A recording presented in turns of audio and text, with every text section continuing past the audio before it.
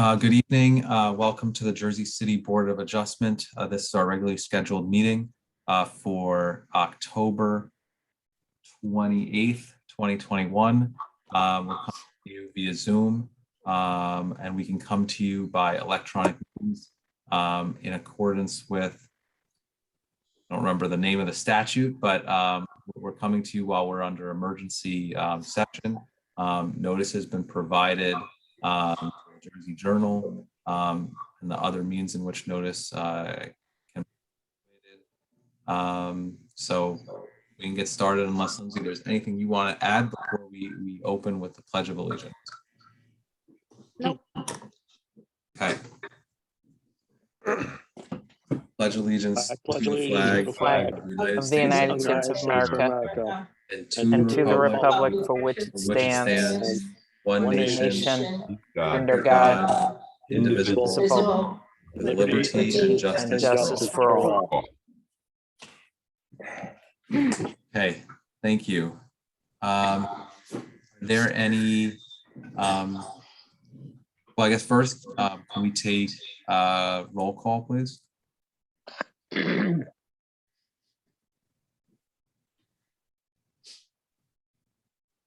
All right, Commissioner Patel, Yeah. Commissioner Green, Here. Commissioner Arujo, Here. Commissioner Shadid, Here. Commissioner Donnelly, Here. Vice Chair McCormick, Here. and Chairman Jacobs. Thank you. All right, there are 7 present. Bridget, can you swear in staff whenever you're ready, please?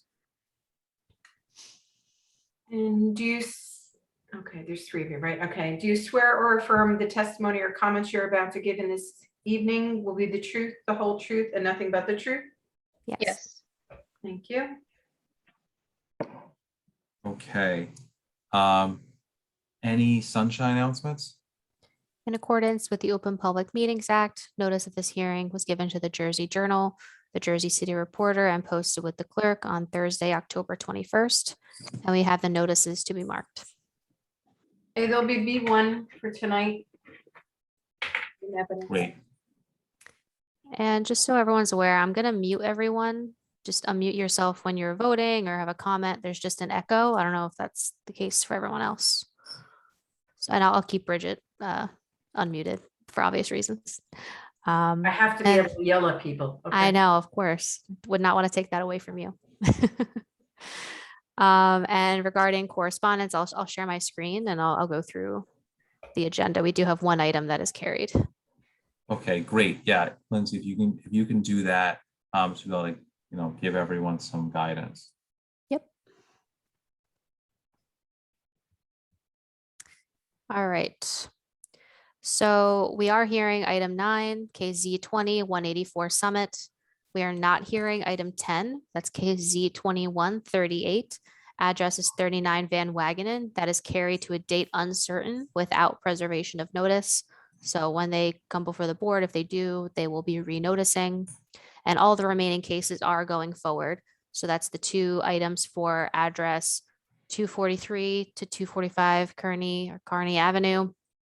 And item 13, 20 Storms, item 14, 125 Collard Street, and item 15, 375 to 379 Monmouth. Those are all going forward. So the agenda is the same with the exception of 39 Van Wagenen that is carried to a date uncertain.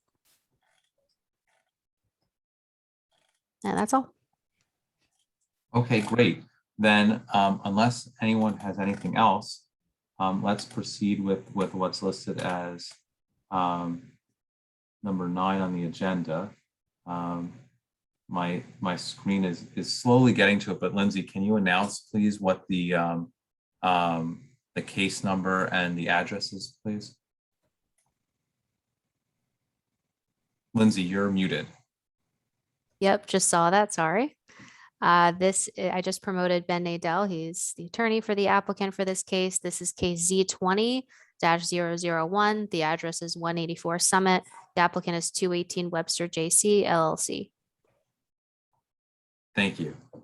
So, Mr. Nadell, before you start, Bridget, let's mark his notices, his affidavit, proof of service, notice of publication, We'll mark that as A1 for this application. Okay, that'll be A1 for this application in evidence. Thank you, council. Good evening. Lindsay, would you mind making panelist? I see Sam and our architect is Alexander Hughes. You got it. Thank you.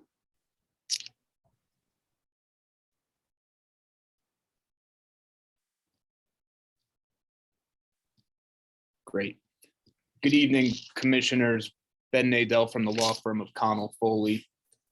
The applicant this evening is 218 Webster JC LLC. The property is 184 Summit Avenue. It's block 15302, lot 15. This is an application for minor site plan approval with D and C variances. Our professionals this evening, Alexander Hughes, our architect from Curve Architecture, as well as Samuel Bellamy, our professional planner from Dresner Robin.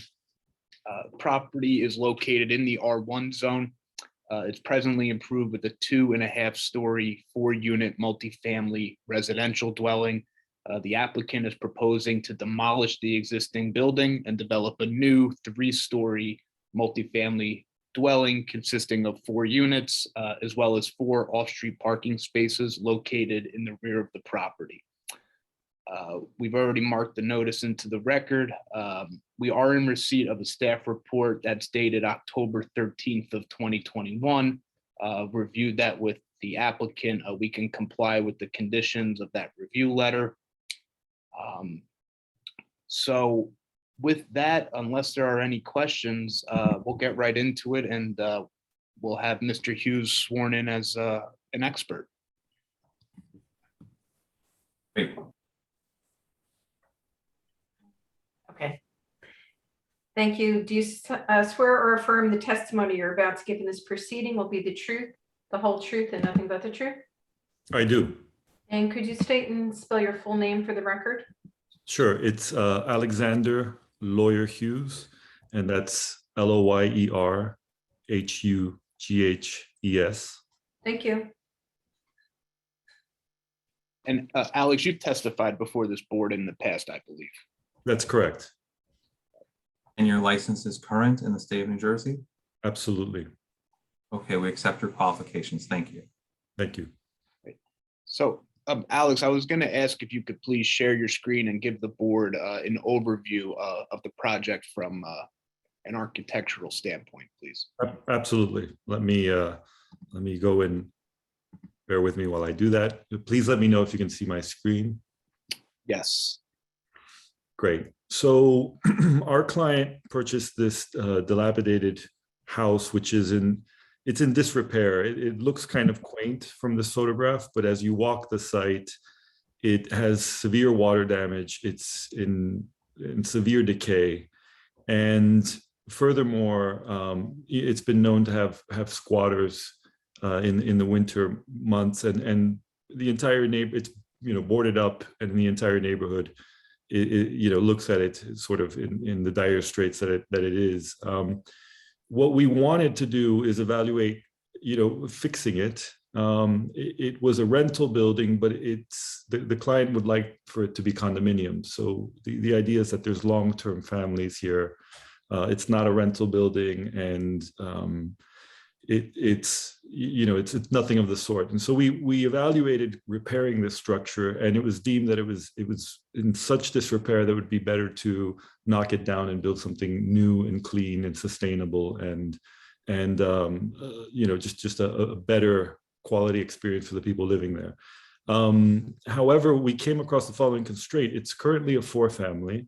And the most sort of logical thing to do would be to stack 4 families above each other so that the building is simple and everything is clean cut. The problem is we would be a 4-story building next to a bunch of 3-story buildings, let's say.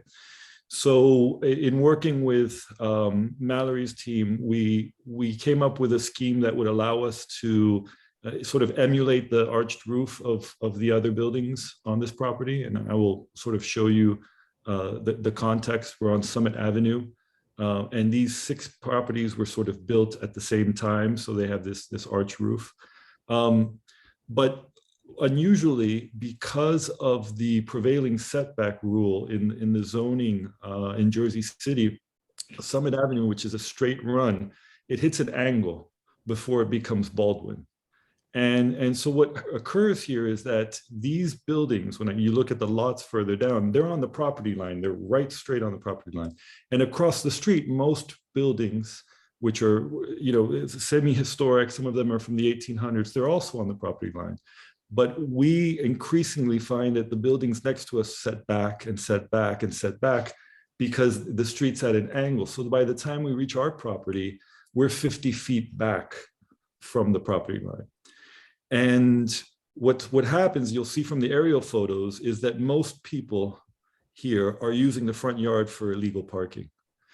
So what we're suggesting is, like we would do in other cities and in New York, where you want to have contextual setbacks, but you don't want to, like beyond 15 feet, you would never ask anyone to continue to set back.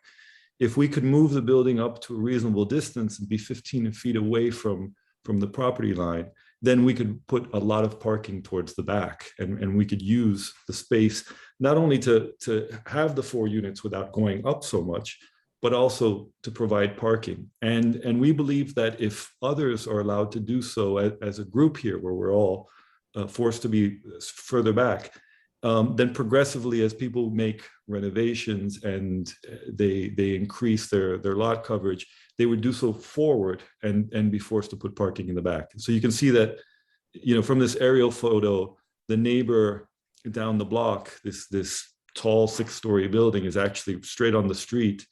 And these 6 houses, which are identical, are positioned further and further back from the street, and they increasingly have more parking. The first one's so close to the street, he's parking in the back.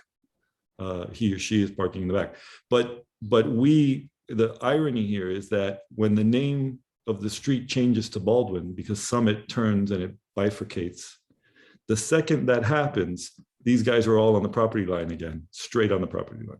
Now, also in context, we're in an area that has a lot of high rises, and we feel that a 3-story structure would fit well with these. But we're asking if we could come forward, then we would be able to put parking in the back. So our sort of current survey shows that we're 52 feet back from the front, and there's currently asphalt and there's pavement here with parking. And the back has asphalt, but it's sort of unused and overgrown right now. And what we're asking for, if you see our new proposal, is to bring the building towards the front, have it landscaped in the front, which is a contemporary requirement. We would have this heavily landscaped. And we have permeable pavers so that we can bring cars towards the back of the lot. And we would be still under our lot coverage maximum requirement because our lot is so incredibly deep that we could be well with under the requirements of an R1 in terms of lot coverage and setback. And we could have parking in the back and landscaping and permeable pavers. So what we're doing in a sense is we're giving one full apartment to the ground floor and splitting the back in a duplex, which would be 2-level. And then on the 3rd floor, giving an entire 3rd floor. And that's how we've sort of made the unit mix so we can keep the 4 units, but without going up. And so in a sense, that's the layout scheme. We can go over the layouts, but they're all pretty large, airy 3-bedrooms for families. I mean, they're meant to be for condos. So we know they have plenty of storage space, large master bedrooms, large terraces off of the master bedrooms that would be under the arched roof or open to above. And large living rooms with terraces, so that the quality of life is sort of a priority here in these new units. We tend to do passive house, and the energy code in New York today is so strict that everything we're doing is sort of sustainable because well insulated, lots of daylighting, natural light, and HVAC systems that are high tech and are recycling energy and recycling air as much as possible. We were also asked to be sensitive with the facade that would be coming forward, because if we're the first ones to move forward, we're going to have a wall on the lot line that would be exposed to our neighbor. That's currently the case. If I go back, bear with me while I go back to the satellite image. But as soon as the street changes to Baldwin, this building here has a large facade that's just exposed to the neighbor. So because this is our property, as we do that, in order to mitigate this facade, this new facade that we would be going up, we would be treating that with fenestration so that we get light into our stairwell. Light into our stairwell, where we would otherwise, just have a blind wall.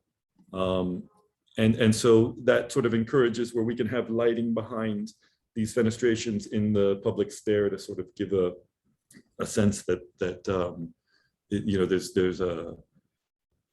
there's a sort of a family behind that wall, right? And it's not just a blank wall. The front elevations are trying to keep in line with the arches, but rather than being a narrow attic, we're trying to raise the pitch slightly so that there's plenty of headroom and the space feels comfortable. In addition to that, we're trying to work with nice siding, so it's not plastic siding, and using hardy panel lap siding, which is sort of a cement board, and then trying to, on the front facade where we have more exposure to the street, a nicer higher end panel in larger formats, just to make the building feel clean and contemporary. It's also a rain screen, which the technology of the rain screen allows us to mitigate heat much better than with a regular facade. And I think that's it in a nutshell. I'm happy to answer any very specific questions. But that's a brief overview of what we're proposing. Thank you, Alex. There are any questions for Alex? Open it. Hold all questions to the end of the presentation, please. Sure. Thank you. So we will move over now to our planning testimony. We have Sam Bellamy from Dresner Robin.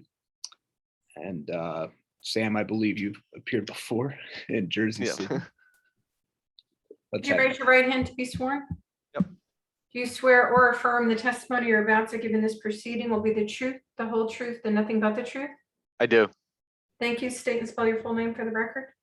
Samuel Bellamy, last name Bellamy. Thank you.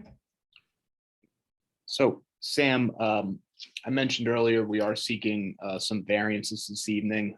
Could you please give the board? Sam, we accept your qualifications. Sorry. Great. And just for the record, my license is current and in good standing. Great. Thank you. Thank you, Chairman. Sam, could you please give the board an overview of the variances that we're seeking this evening and the different types that we're seeking? Sure, will do. And Alex really did a good job of describing the project, the background, and really the design and site considerations that went into this project. So we are in the R1, 1 and 2 family housing district. The property is currently developed within an existing non-conforming 4-unit building. So with this project, we're proposing to demolish the existing non-conforming 4-unit building and replace it with a new 4-unit building. So we are asking for a D1 use variance because we are replacing the building rather than adding an addition to it. So with that, the criteria is site suitability. So notwithstanding that we're maintaining the 4-unit, the same density number of units, this is a substantially larger lot than your standard R1 district lot. It's 5,797 square feet, which is over double the standard 2,500 square foot lot requirement in the R1 district.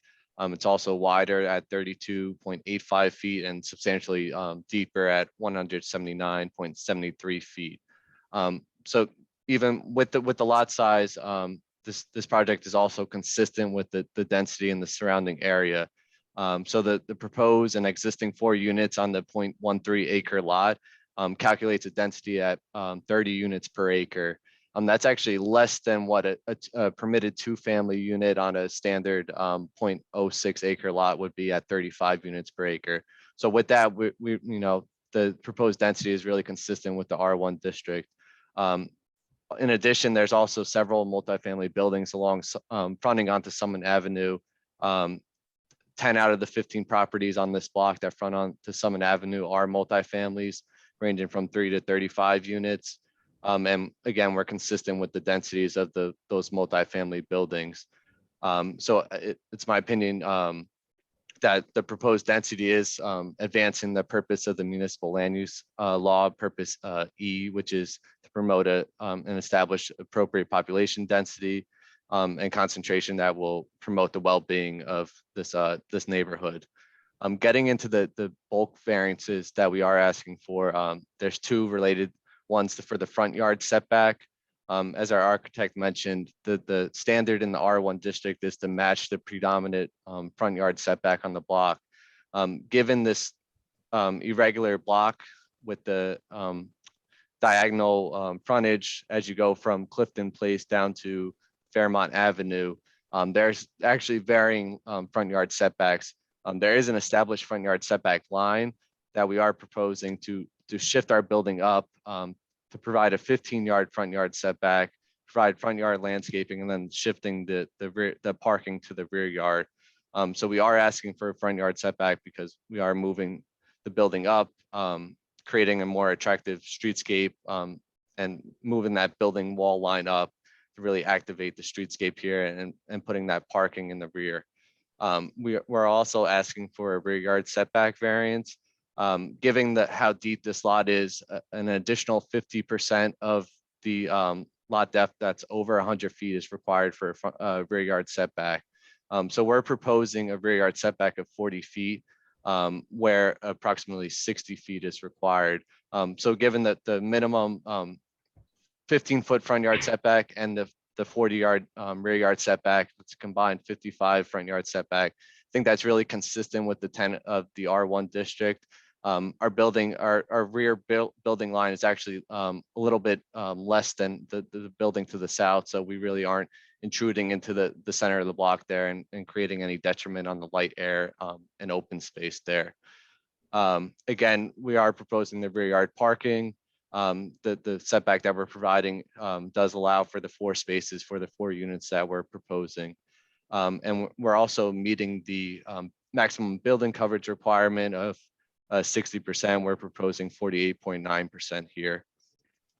So with those bulk variances, I do think that they meet the C2 criteria where the benefits substantially outweigh the detriments.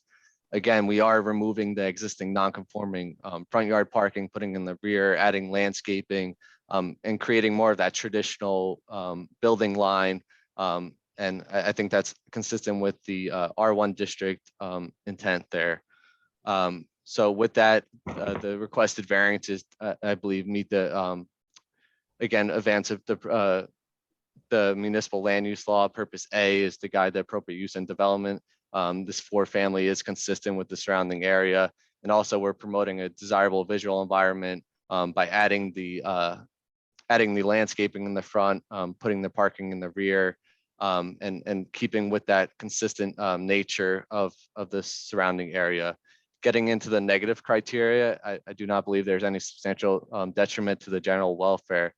This project will replace the current vacant building that has fallen into disrepair. As stated, we're also maintaining light, air, and open space. We're keeping with the building pattern of providing a setback on the north side lot line and a 0 lot line on the south. That allows for that driveway to go to the rear yard there. As our architect walked through, the architectural style does match the adjacent buildings at 3 stories with the peaked roof. We're proposing permeable pavers to help manage any stormwater runoff impacts. And we're also reducing the current existing non-conforming. It's almost 100% impervious lot coverage, and we're reducing that down to approximately 50%. And again, we are meeting the landscape requirement there in the front. This project also won't have any substantial detriment to the intent and purpose of the zone plan. It's consistent with the purpose of the R1 district to encourage compatible infill development and preserve the integrity of the residential neighborhood. This project is consistent with the residential character, and I think it also meets the intent of the R1 bulk standards, even though we're proposing a 4-unit building. The project is also consistent with the master plan, providing three bedroom units, adding additional housing to this area. I think with that, this project does meet both the positive and negative criteria. I think that concludes my direct testimony, but would be happy to answer any questions. Thank you, Sam. So that would conclude our direct testimony for this evening. Thank you very much. Does anyone have questions at this time for the experts?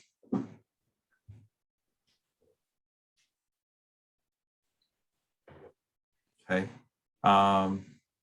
We can open it up to the public for questions. Lindsay, I don't know if you want to. I wanted to unmute it.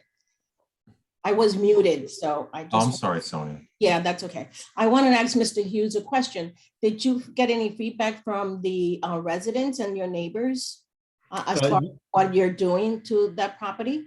Absolutely. So during the middle of the worst part of the pandemic, we met with all the neighbors in the front yard. We kept 6-foot distance from each other. And we had a conversation about what we were proposing. And oddly enough, many of the neighbors who had lived there their entire lives were very interested in understanding why these properties were so set back from the street and this weird zoning anomaly.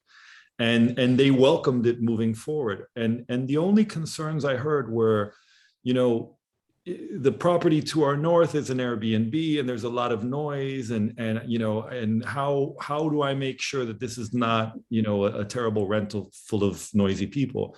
And I said, well, they're going to be condominiums. They're going to be, you know, hopefully places where families will live and raise children, and they'll be part of the community. And hopefully they'll be the people calling, you know, on the noisy neighbors before you wake up and have to do it. You know, that's sort of the idea. But they all felt very comfortable with the 15-foot. We walked the 15-foot to give them a sense of what that distance would be. They all thought it was quite reasonable. They agreed with the height. You know, they didn't want something going up too high.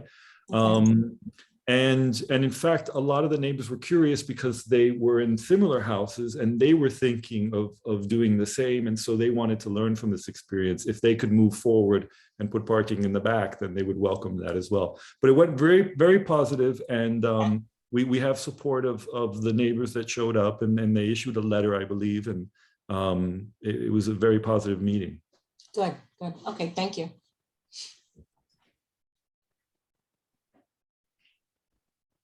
Thanks. Are there other questions from the board?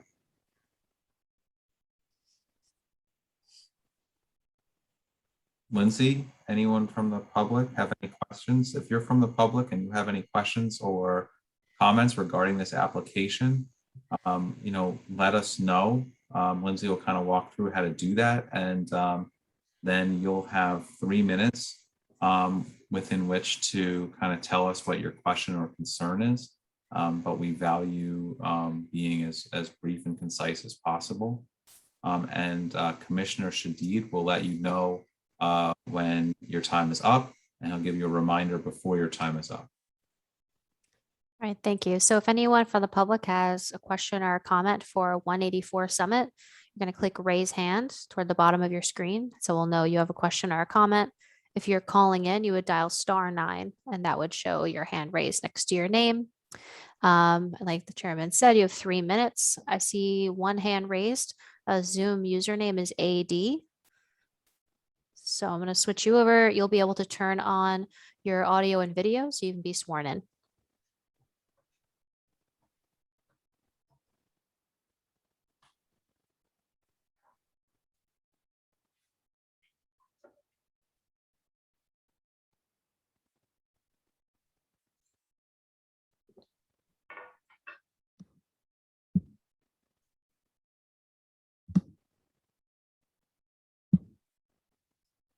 Right. Zoom username AD, you are on mute. Can you hear me now? Yes. Do you need the video on or just an audio is fine? Bridget, what do you prefer? Audio is good for me. The audio, well, the video, but, okay, could you state and spell your full name for the record? Sure. My name is Aurelia D'Souza. I'm a resident on Collard Street at 123 Collard Street. Could you spell your name, please? It's A as in apple, U-R-E-L-I-A. And your last name? Go ahead. D'Souza. D as in David, S as in Sam. Could you spell your last name, please? D as in David, S as in Sam, O as in orange, U as in umbrella, Z as in zebra, A as in apple. Thank you. And Ms. D'Souza, do you verify that you are who you just stated you are and that you will consider your testimony as given under oath this evening? Yes, I do. Thank you. So my question is more of a clarification, and thank you for the overview. You had mentioned in your overview that the landscaping is in the front and the parking is in the rear. So my question is the entrance to the parking lot from Collard Street?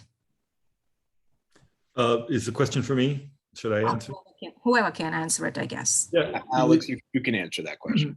So the entrance to the parking is from Summit. It's from the front yard of the building. So someone would drive in from the front yard. Okay. And we've left a 10-foot or more driveway on the side of the building that would allow us to get to the back. So we're just like the existing building today where you can drive to the back and get to the rear yard. It would be the same condition. We're on one side for a driveway from Summit. Okay. So the house adjacent to mine is 125 Collard Street, and what I see is a fence behind it. So if I understand correctly, that property from the land, the entire lot from Summit will expand into 125 Collard Street. Is that right? No, we're remaining within the current boundary of the current property. We're not increasing the limit at all. If I could interject here, this application is for 184 Summit. I know you mentioned Collard Street. I think that's an application later on. But yeah, that application's a couple down on the agenda. Okay, all right. So I'm not sure if you're referring to a different project. Yes, then it is. I'm sorry, because I missed the first few minutes. I was not sure. Okay, thank you though for taking my call. Thank you. And that was an important point. So let's specify for anyone listening in that we're only talking about 184 Summit Avenue. So anyone from the public, if you have any questions or comments specific to this application on 184 Summit Avenue, please let us know. Otherwise, please don't comment until we get to the next application. And just for the record, 125 Collard is not till toward the end of the agenda. All right, I don't see any other hands raised. Okay. Motion to close. Okay, yeah, we'll close. Second. We don't need to vote on closing the public portion of the application. So we'll just close the public portion of the application. I have a comment. I would like to ask a question. Referring to what the lady said before, I wonder if there is an opening from College Street because I know the area very well and I like the project. I don't mind, but the Summit Avenue is very, very, very crowded, especially in the morning. So if there is an opening on College Street, can be used instead of Summit. Isn't that will be easier for traffic and again in and out that building? Because I'm not really sure what is behind the building. What's behind that? So it's not the case, sir. We are against another property and we're landlocked in the back. And so we're against the rear yard of another property. Okay, I didn't realize that, but it's okay. Thank you. And I think, Ahmed, there's also an existing curb cut there anyway. There is. So I mean, yeah. So There- it's not making that worse. Yeah, there's parking in the front with a current curb cut. We're keeping the curb cut and just moving the cars to the back of the lot.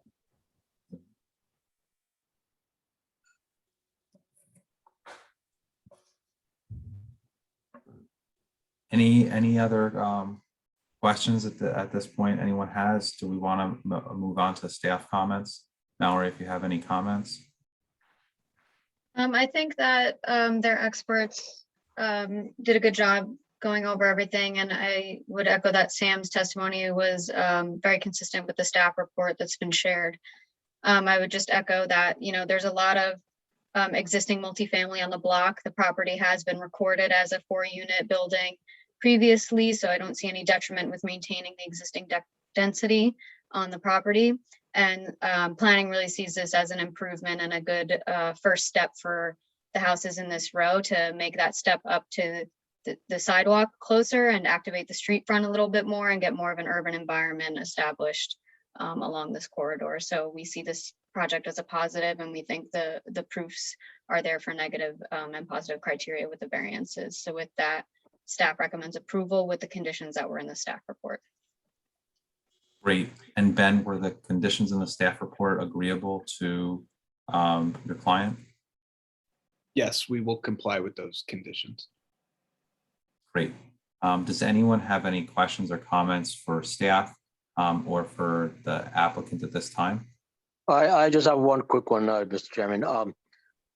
Was there any tree plants in the front of on the street side of the project?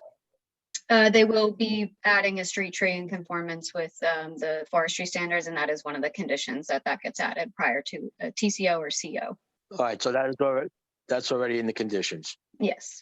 Or that would be an added condition. No, that's in the staff report conditions. Okay, thank you.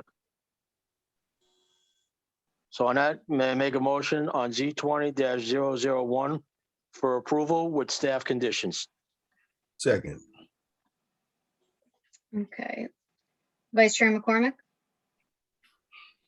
Was it voted on? Because I guess my screen froze. I made a motion.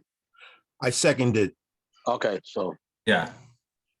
everybody went through No. already? So Nope, I just called you Vice Chair McCormick for your vote. I usually go next to last, but all right, yes. Okay. Commissioner Shadid? Yes. Commissioner Arujo? You're on mute, Commissioner Arujo. you're muted. Yes. Thank you. Commissioner Green? Yes. Commissioner Donnelly? Yes, and this was a really excellent presentation. Thanks. Thank you. Commissioner Patel? God bless. Commissioner Patel, can you just repeat that? I don't think your audio. I didn't get that either. Yes. Thank you. And Chairman Jacobs? Yes. Okay, motion carries all in favor with conditions. Great. Thank you, good luck. Thank Good you. luck. Thank you. So now we're proceeding with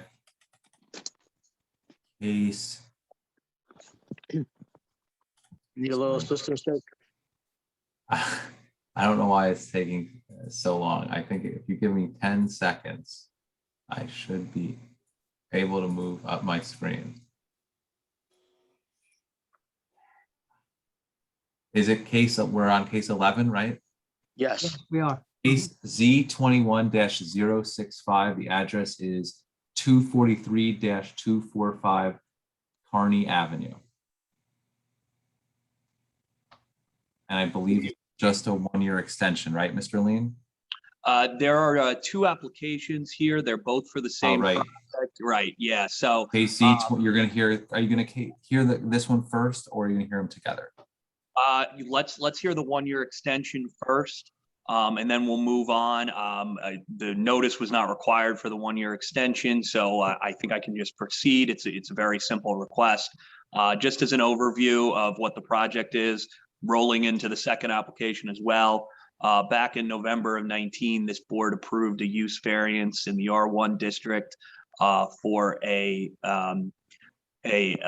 facility for personal trainers and individuals who need physical therapy. This is not a commercial gym. This is not a place that you have a membership to. It's essentially a medical facility where people can go with various injuries and receive treatment. It is in a existing warehouse structure. The variances that were granted for it were essentially all related to the existing nature of the property, which is not in keeping with the standard R1 lots. Obviously, there was the use variance, and then a variance was granted to allow for some parking on site, not only for the trainers, but individuals who are obviously there who might be injured. Like I said, the approval was granted in November of 2019. Then COVID hits a couple months later, and obviously people aren't exactly able to get out of their house to go get physical therapy. So it was a bad time for my client to receive this approval. Things have changed a little bit, and obviously people are out and about a little bit more and are able to actually go somewhere. And so they're ready to move forward with the project. What we're finding, and why you're seeing a lot more one-year extension requests, is that a lot of lenders are now really requiring that the approval stays valid through the process of obtaining the loan. Additionally, because there's a second component to this application, we're changing the nature of the project very, very slightly, but it's going to require changes to construction drawings, permitting, all that sort of thing. So this is simply a one-year extension request for them to get in the ground and get started.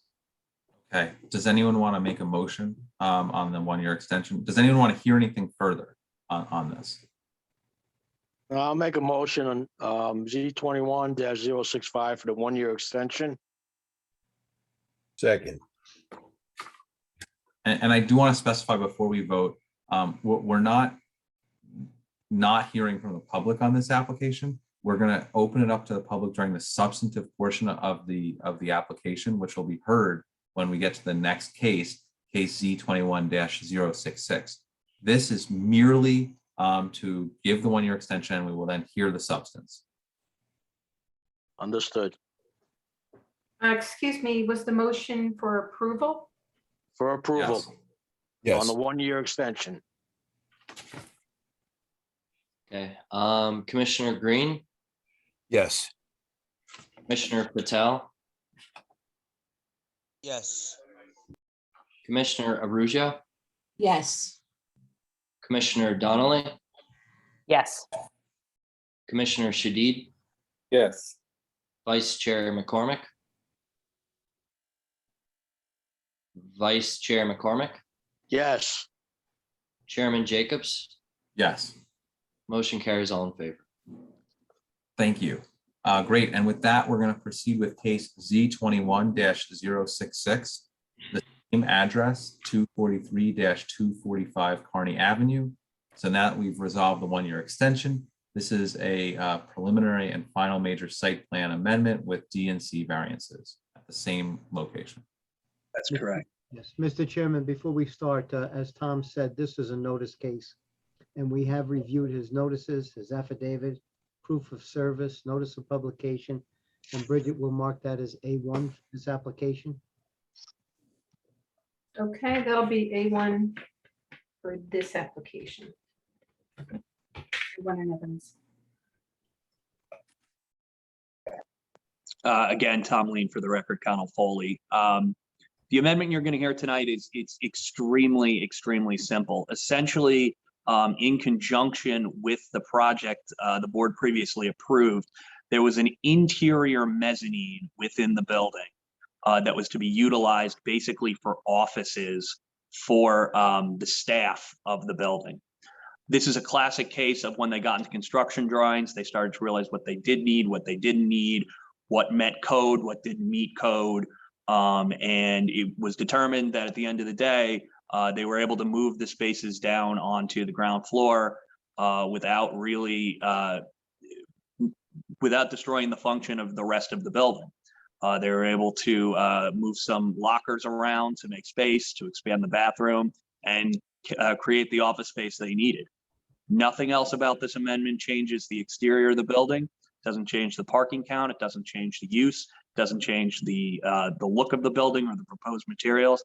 This is really just an interior change to the building that does change somewhat of the intensity of the building by keeping it all on the ground floor. But other than that, nothing about this project changes from its fundamental nature. I do have an architect here who, if you'd like, can walk you through the plans. He can go over it, but essentially this building is not changing in any fundamental way other than the removal of an element that the applicant no longer feels is necessary. Okay. So does anyone want to hear from anyone in particular? I think this is pretty straightforward. Right. I don't feel a need to hear anything further. I think we should just go to the public, if anybody in the public. Does anyone from the public have any questions or comments? Please make sure that it's limited to this application, which is 243-245 Kearney Avenue. Lindsay, do you see anyone? We'll keep it open for 15 seconds. I don't see any hands raised.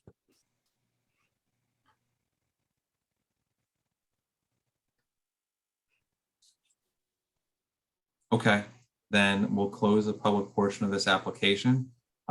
Staff, do you have anything at all, or let's just move to vote? Just asking that Mr. Lean agree to the planning department's conditions in the staff report dated October 27th in the year 2021. Cameron, correct me if I'm wrong, but they are the exact same conditions from the previous approval, and therefore we are fine with them. That is correct, exactly the same. And they're completely fine. So that concludes staff comments. Okay, does anyone want to make a motion?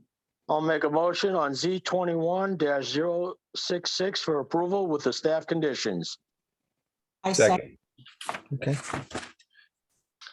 All right, Commissioner Green, Yes.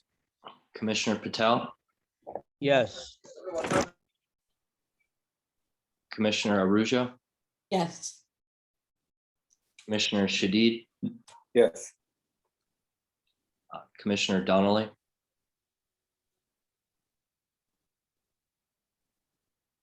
It wasn't unmuting, sorry. Yes. Vice Chair McCormick, Yes. and Chairman Jacobs. Yes. Motion carries all in favor.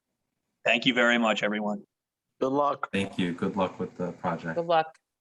So we'll proceed with case Z21-063. The address is 20 Storms Avenue.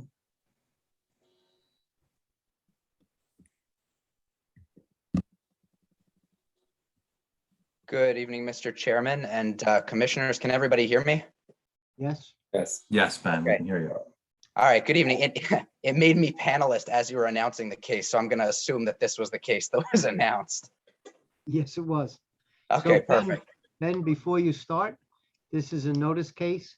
We have reviewed your notices, your affidavit, your proof of service, your notice of publication. So Bridget will mark that A1 for this application. Okay, it's A1 in evidence for this application. Yes. Perfect. All right, so this application before you this evening is for 20 Storms Avenue, which is block 15202, lot 34. It is located in the R1 zone, and it's an interior lot located on the east side of Storms Avenue. Currently, it does contain a legal non-conforming 4-unit residential building on a lot measuring 18.75 by 100 feet. There are varying uses around the site, including a couple of sister houses, 1 and 2 houses to the north, as well as a row of multifamily dwellings up and down the block, which you'll hear more about in detail. The application before you this evening is for preliminary and final major site plan approval, as well as use variance and bulk variance relief for what we're proposing. Just as a brief overview, My client, the applicant, did purchase the property earlier this year. I believe it was February of 2021, and it was in a state of relative disrepair. It is vacant. There's overgrowth, neglect. And what we're proposing to do is to rehabilitate and expand the existing 4-family residential building with an expansion to the rear of the property for the purpose of creating dwelling units that are more consistent and friendly with the R1 family style living environment, as well as to bring the existing building up to building code by improving access and safety. The expansion will comply with the permitted coverages, required setbacks, and overall building envelope. While a use variance permitted to 70D2 is required for expanding the non-conforming use, you will hear that not only can the site support the expansion, but that expanding this use will bring the building into closer conformance with the zone plan. Moreover, we're not proposing to add to the density. We're just seeking a modest building size increase to allow the existing building, which does have some historic characteristics, to be retrofitted and allow for a greater selection of housing that, again, more closely aligns with that R1 model. Additionally, there are a number of multifamily uses in the area, and this will help with the housing stock choice within the context of low density living. Lastly, we are proposing to bring a couple of conditions into conformance, including adding landscaping to the front yard that is currently not there, as well as to add a street tree. We do have a couple of C variances associated with the application. Specifically, they do relate to existing non-conforming conditions mostly, in that the building height where 39 feet is permitted, the existing building is at 39.33. So it's actually a third of a foot over, and we are proposing to match that with the rear addition, as well as to match the 4 stories where 3 are permitted, and a minimum floor to floor height as well that is slightly deviant from that 9-foot minimum. I lastly want to add that we do have a waiver for adding a front fire escape to the property, which again, you'll hear about in greater detail as to why that's necessary from a building code perspective. And just before I open up to my witnesses, I'll indicate that we did meet with the 2 neighborhood associations that kind of overlap this site, the Bergen Communities United and Bergen Hill Neighborhood Association. The application was met largely with positive feedback. There were a couple of requests to make some changes to the materials in the proposed rear, which we've done and resubmitted those plans in compliance with the MLUL. Also to clean up the site prior to having work done, so such that that was possible, including landscaping, tree removal, things that did not require this board's approval. We've taken care of that to help the neighbors facilitate their quality of life. And we have received both the staff report and the engineering report and take no issue complying with the conditions and comments therein. So unless you have any questions of me, Mr. Chairman or commissioners, then I'll proceed. I have 2 witnesses this evening. Great, let's move forward. Perfect. So I have Mukti Bajaj, who is the project architect, and Charles Height is the project planner. Just looking to see if I see them on. I see Charles.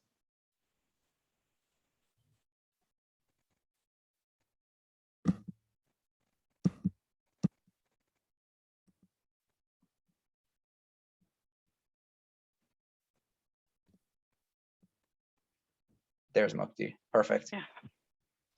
All right, so Mukti, why don't we start with you? So I guess Bridget will get you sworn in, and we can take it from there.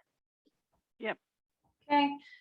Hi, Mukti. Do you swear or affirm the testimony you're about to give in this proceeding will be the truth, the whole truth, and nothing but the truth? Yes, I do. And just state and spell your name for the record. Mukti Bajaj. It's Mukti Mukti, and Bajaj as in Bajaj. Thank you. And my license is current. And we accept your qualifications. Thanks, Mukti. Thank you. Perfect. So I'll just go ahead and share the screen.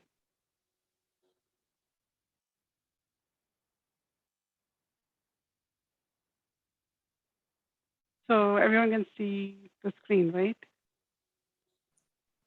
Yes. Okay.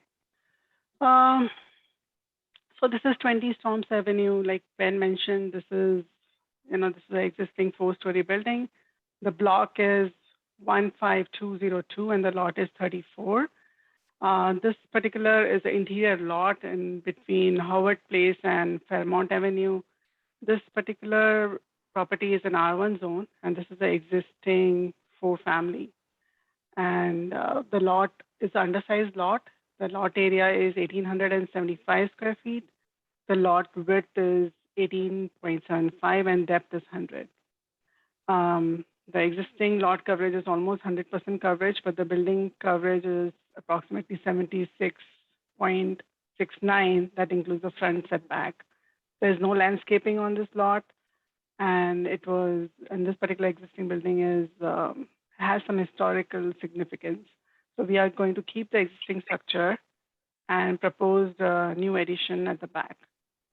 So the gross area of the existing building in the front, which is a 4-story, is 711 square feet on each floor.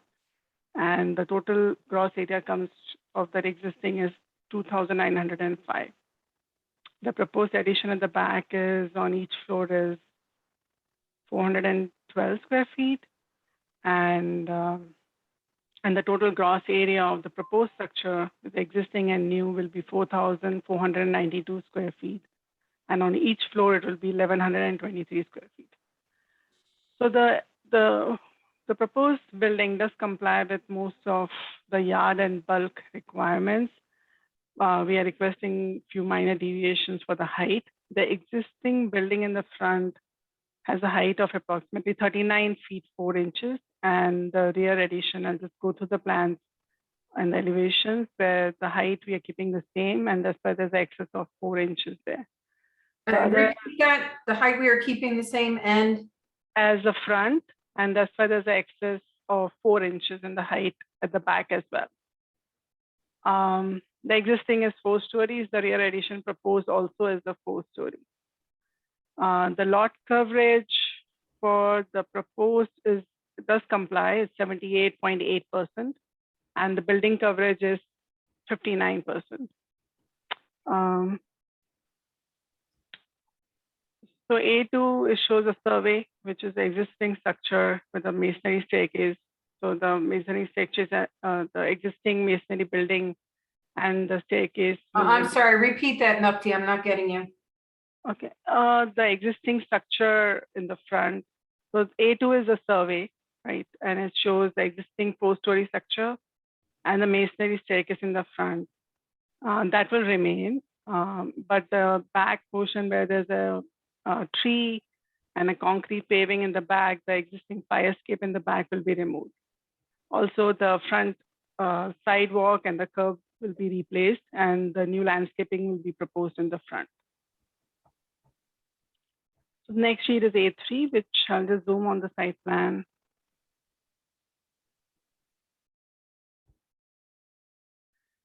So the existing structure, the new addition at the back is approximately 412 square feet with a small patio area, which will be accessible by Unit 1. Also the landscaping in the front, and we are proposing a new street tree, which will conform to the forestry standards.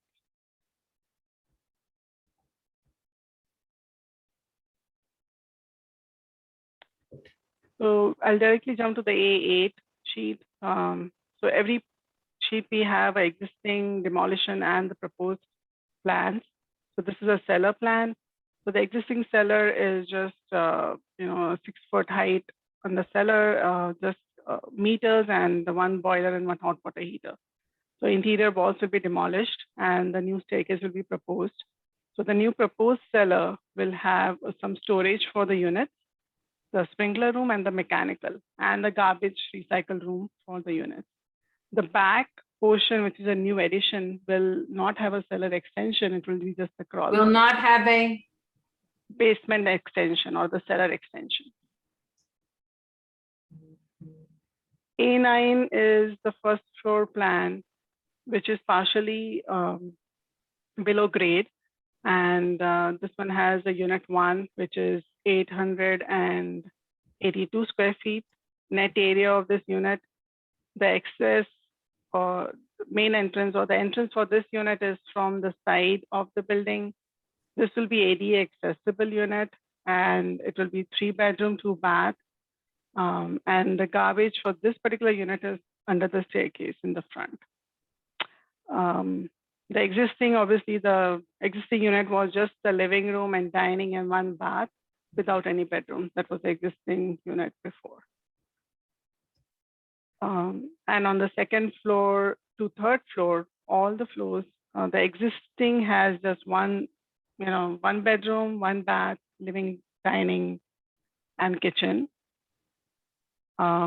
So what we are proposing is demolition of the interior walls, proposed new staircase, remove the fire escape at the back, make it more conforming, and the proposed proposed unit will be on second, third, and fourth floor will be 900 square feet. All will be 3-bedroom, 2-bath, with the interior. The laundry has been proposed, hot water heater, and a split heat pump for heating and cooling. Just because this building is a 4-story structure, so as per the building code, we require 2 means of egress out from this building. We had an existing non-conforming fire escape at the back. In this project, we'll have to propose a new fire escape in the front. Even though the building has a sprinkler system or will be installed, we are proposing a new sprinkler system, but as per the building code requirement, there are 2 means of egress required, and that's why we had to propose the fire escape in the front of the building. So third floor and the fourth floor are similar to the second floor unit, with the difference of the roof deck, which is private rooftop deck for unit number 4.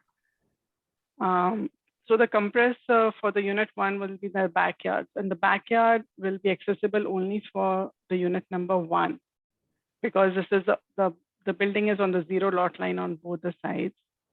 So the compressor for HVAC compressors for the unit 2, 3, and 4 will be on the rooftop deck, and they will have a roof hatch access to access the compressor. The compressor will have a screen enclosure, and we have an image showing for the screen and some planter boxes. Repeat, the compressors will have a Screen enclosure, and the screen enclosure image is shown on this drawing, A13. A14 sheet, there's the existing front elevation and the proposed front elevation, which is the west elevation. This shows the existing 4-story structure, which will be restored. The masonry will be restored in the front. The lintel and the sill on this property are in disrepair, and they will be repaired wherever is required. The masonry staircase will be repaired. The front door will be restored, and all the windows will be replaced as well. The top portion on the structure has a cladding, and that we are replacing with a new, a straight edge pattern of hardy panel, hardy siding, fiber cement.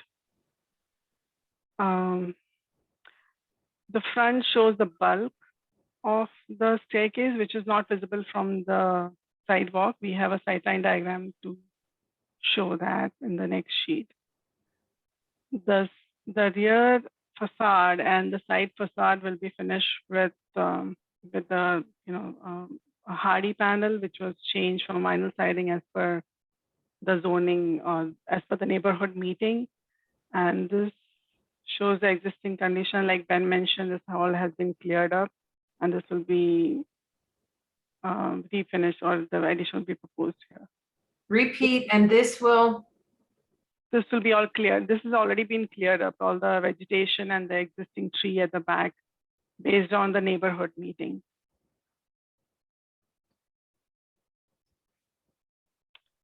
A16 and A17 is just the side elevations. It just shows on the left side, the building is attached to the neighboring building, and on the right hand side, it's all detached. And this is a sightline diagram which shows the bulk is basically not visible from the front of the building. I think that pretty much concludes my testimony. I'll be more than happy to answer any questions. You're muted, Ben. I have nothing further for Mukti on direct at this point. Great. So let's move to planning. Sure. So that would be Charles. Can you take down? I can't see anybody.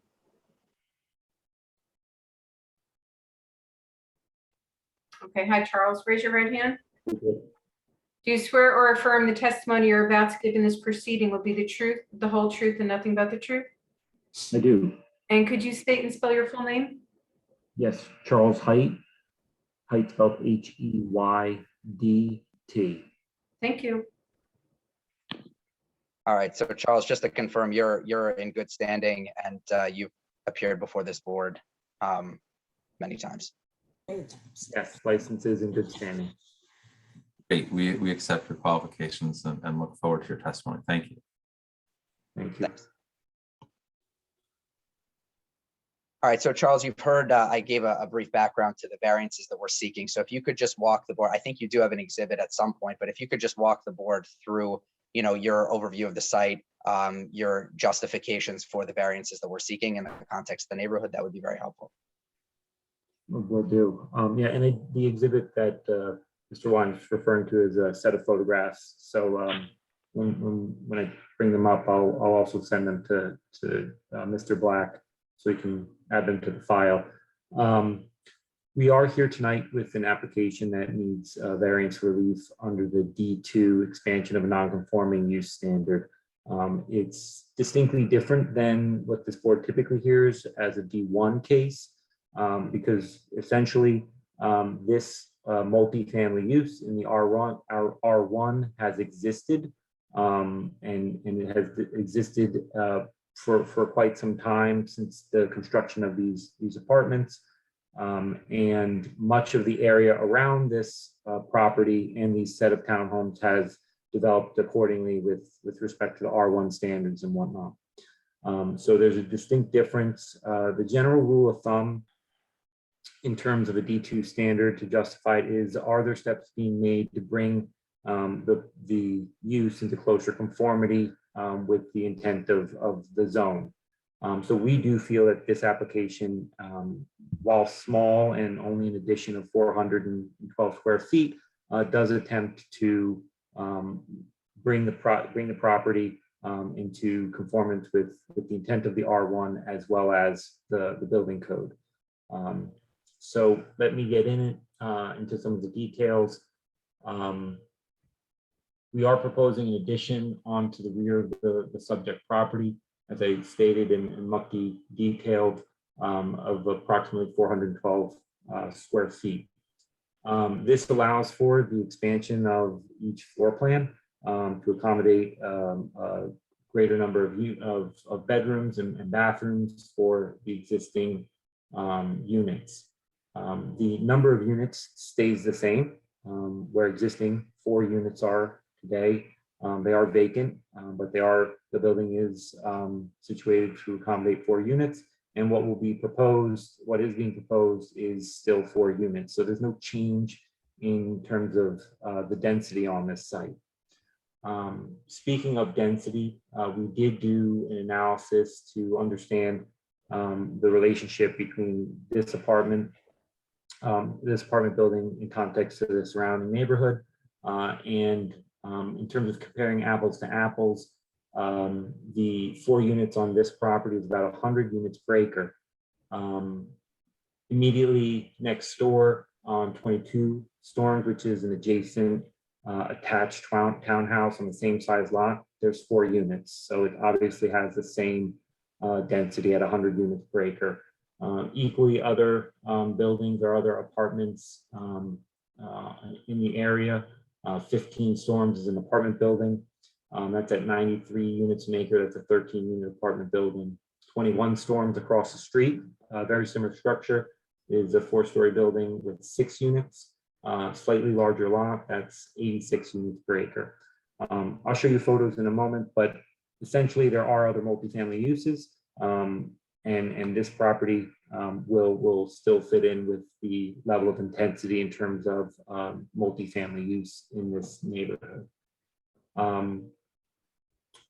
Mukti stated a lot of the improvements being proposed with this application, and I'll just reiterate that the renovations to the interior of these units, updating all the appliances, finishes, the electrical and plumbing and obviously the sprinkler system on the inside is a substantial improvement over existing conditions today. So that in and of itself is bringing these units into closer compliance with the intent of the R1 is to have an appropriate low scale, low density housing.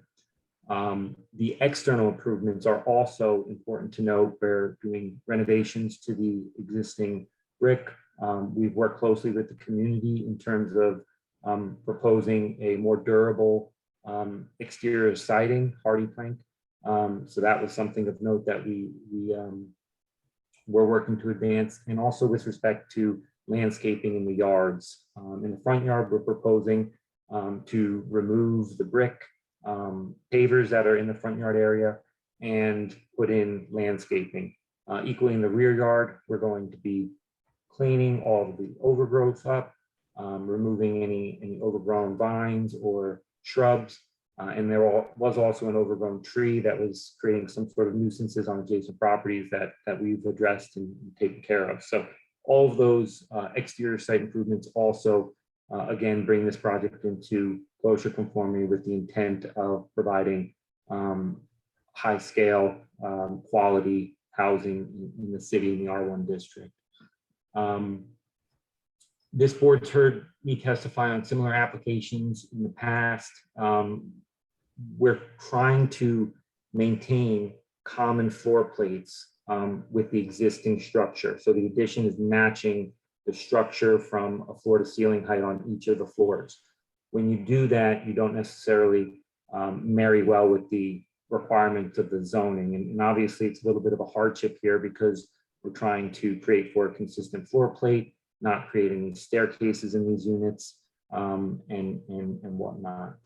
So with respect to those requirements, there are a few that deal with height. First, on the ground floor is the floor to ceiling minimum requirement of 9 feet, where what's existing today on the existing structure on that ground floor is 8 feet. And then also on the third and the third and the fourth floor, they're just shy of 9 feet at 8 feet 11 inches and 8 feet 8 inches respectively. So again, those are comfortable living units in terms of height. The minimum is 9 feet, but the renovations will provide for added space in the units, which is a benefit in and of itself. With respect to building height in both feet and stories, again, this building is technically 4 stories existing today. With the ground floor being partially above grade, it's considered a basement and by zoning a story. So as we extend all 4 stories back with the addition, we need relief to propose the 4 stories. The adjacent dwellings attached to this row of townhomes are all 4 stories as well. So there's really no inconsistency there with the stories in this neighborhood. In terms of building height, this board is aware that the maximum permitted for residential 3-story structures is based on your floor to ceiling heights. So you can have anywhere from a maximum permitted of 33 feet to 39 feet. Here we have variable floor to ceiling heights, and ultimately the maximum that could ever be permitted with these variable floor to ceiling heights would be 33 feet. And that's permitted by code. What's existing today is approximately 39.3 feet. So that is what's being proposed for the addition. If the board views that as a D6 building height variance because it exceeds the 33 feet permitted, again, the compatibility with the existing structure and the adjacent structures in this set of townhomes really does speak to the consistency with building heights in the immediate area. We're not proposing any additional stories or additional building height above what's already existing. Alternatively, if the board views the building height maximum in the R1 to be the 39 feet. Again, this is just 0.3 feet above that. So either way this board chooses to view that, the justifications are there in terms of matching the existing building heights. I wanted to shift to the photos. I'll share my screen. I probably should have had these up when I was speaking about the buildings, but you can see the proposed. Charles, I'm sorry, if you don't mind, I'll just defer to council if you'd like to mark these into evidence. Yes, why don't you do that? So Charles, why don't we call this A2 because A1 was the notice? Thank you. A2. Okay, Oh, me too. All right, sorry, Charles, you can go ahead.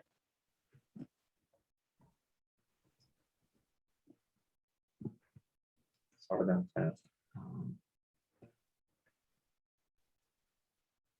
All right, so on the far right of this set of townhouses is the subject property. This is the existing photo. As I mentioned before, it's in a set of 3 adjacent structures. These are all very similar in nature on very similar sized lots. This unit in the middle is also 4 units, and that's what I referenced earlier in terms of the intensity of the 4 units on the properties.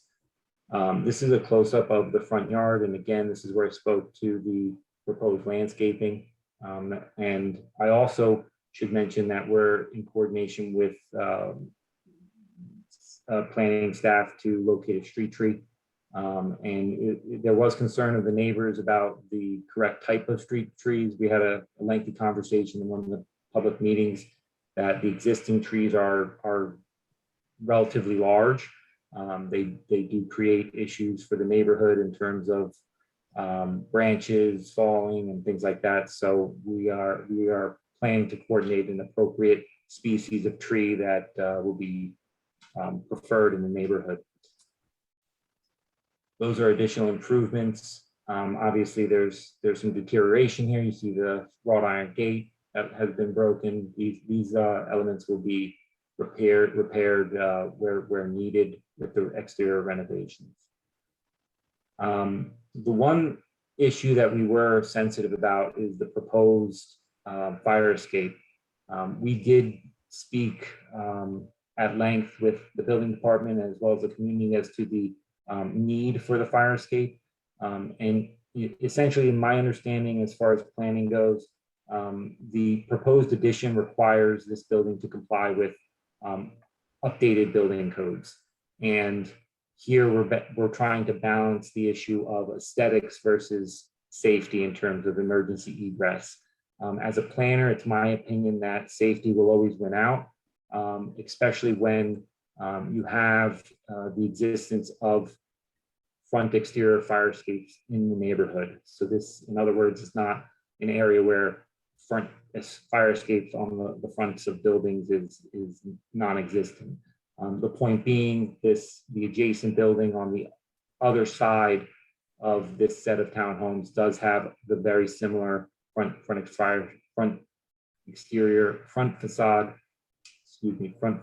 fire escape. That's a tongue twister. We also did an inventory around the neighborhood. As I mentioned, across the street, 21 Storms, this is a 6-unit building, and a front yard fire escape. And then a couple of the other older apartment buildings in the neighborhood do have fire escapes along the street frontages. And you can see that in these 2 photos. So I think that was an issue we were very sensitive about because aesthetics is important, but here in this case, we're comfortable proposing this to this board in terms of the design waiver needed to be granted here, mainly being that the aesthetics aren't substantially diminished and are consistent with other facades in the neighborhood.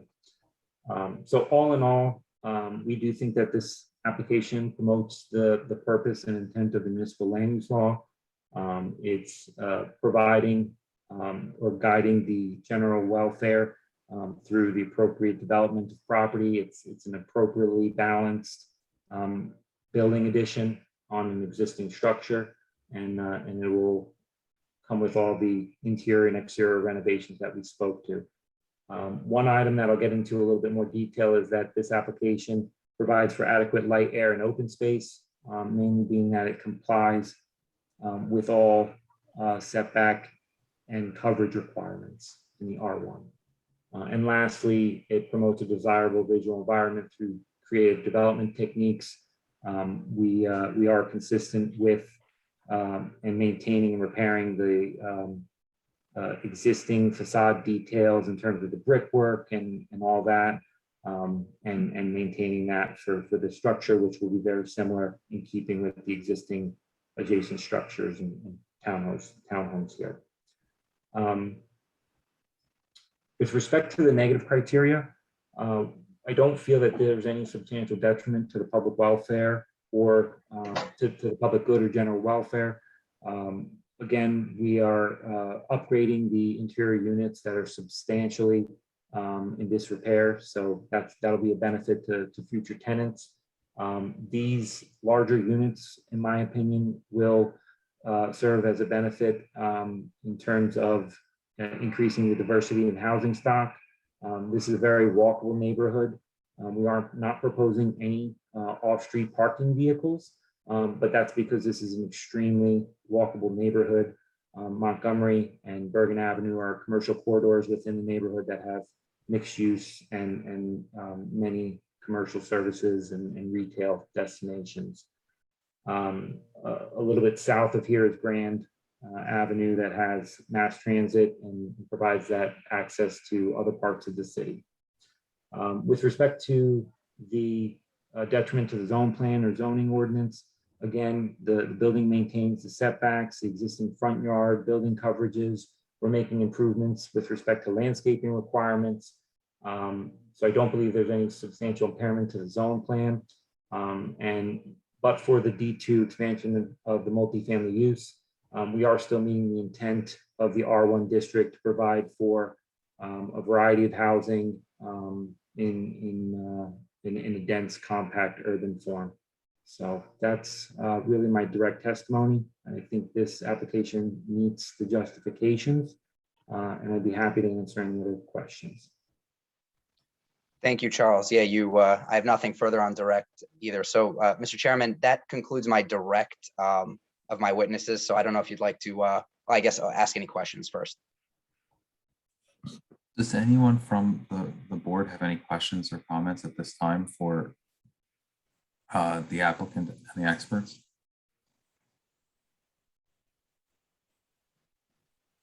Yeah, I have a question for the architect.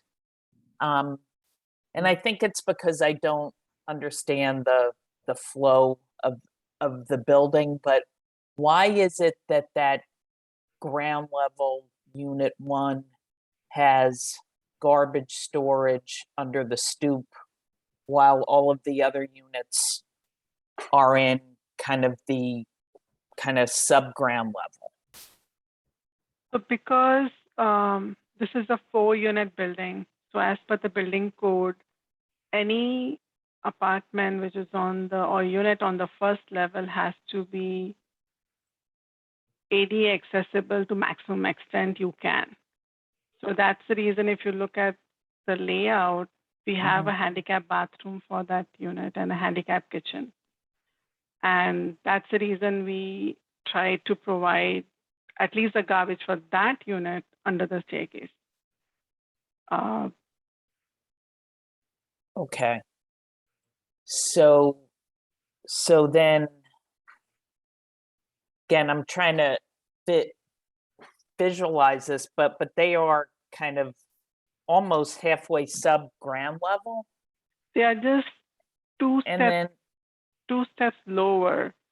Okay. But we cannot provide a ramp. So as per the rehab code in New Jersey, so in this kind of rehab projects, you you are basically permitted or allowed to provide the accessibility to the maximum extent you can. Okay. So even though it's allegedly ADA accessible, you still have to go up 2 steps, and you still have to go up 2 steps to put the garbage out. No, so from the entrance, yeah, to the sidewalk, yes. But ADA, most of the time, they look at, disability of any form, not particularly Right. somebody on, yeah. So, yes. Okay. Yeah. Okay. So no, I understand that it doesn't necessarily mean that you have to be able to roll a wheelchair in and out. However, I'm just pointing out that it seems like you're using this ADA piece, and I don't mean to use this as a pun, but you're almost using it as a crutch to get another unit on what's kind of almost like a subground floor. There is already a unit there. So that unit is Okay. already there. Every floor has 1 unit existing. So that particular, so we are just making it more conforming as per the Okay. code. Okay. But we are not adding on any unit. Yeah. Commissioner, I'll just jump onto that. I'm sorry if I was less than clear in my opening, but this is a legal 4-unit building. There are 4 units there now. This is merely to increase the size of the units, not to add any density. Right. Okay. No, and you were clear about that, but I really just innocently didn't understand this whole garbage setup and why there are 2 garbage setups. Because I think that's confusing. And the whole ADA piece wasn't really making a whole lot of sense to me. But no, I appreciate that, and I get that. Thank you. Thank you. Thanks, Kate. Any other questions at this Yeah, I time? have a question. Is the sidewalk on that building going to be fixed? Because I know when you showed a picture of the basement where you have the gate that's torn off and you said you're gonna put some flowers in the front, is all of that going to be fixed, that whole sidewalk? Because it looked like some of it was cracking. Yes, the whole sidewalk and the curb will be fixed. The whole sidewalk and the curb. The curb. Thank you. Thanks, Sonia. Okay. Anyone else from the board have any questions or comments at this time? Okay, Lindsay, anyone from the public have any questions or comments regarding specifically 20 Storms Avenue? If anyone has any questions or comments for 20 Storms, you can click raise hand at the bottom of your screen, or if you're calling in, you could dial *9 and you'll have 3 minutes. I see 1 hand raised, Jose. I'm going to allow you to start your audio and video so you could be sworn in. Just give it 1 second. Good evening. Can you hear me? yes, do you have video? Give me 1 second. Hi. Hi. Raise your right hand to be sworn. Do you swear or affirm the testimony you're about to give in this proceeding will be the truth, the whole truth, and nothing but the truth? Yes. And could you state and spell your full name and provide your address? Blanquita Rosas, BLANQUITA, last name ROSAS. And your address, ma'am? I am speaking on behalf of my parents who live at 14 Storms Avenue. Thank you. Language barrier, so I'm helping out. The concern that they had and the question that they had is basically all of the machinery and everything that will be used in this construction, the materials, how will it be brought in? Will it be affecting, we are the only ones with a parking lot access to the back. So we're wondering how everything is going to be worked and if it's going to affect, you know, our the driveway use or anything. So that's a great question. I'll tackle that because this actually came up at our community meeting as well. So since the property is in the front portion, the existing portion is on the lot lines already, for exactly the reason you said, we can't really bring heavy machinery. So the machinery that would be used, and perhaps Mukti could speak in more detail if you'd like, but the machinery that would be used would be small equipment that basically can be walked to the back because there's no space to bring any heavy machinery. Okay. How are they going to bring it to the back? How?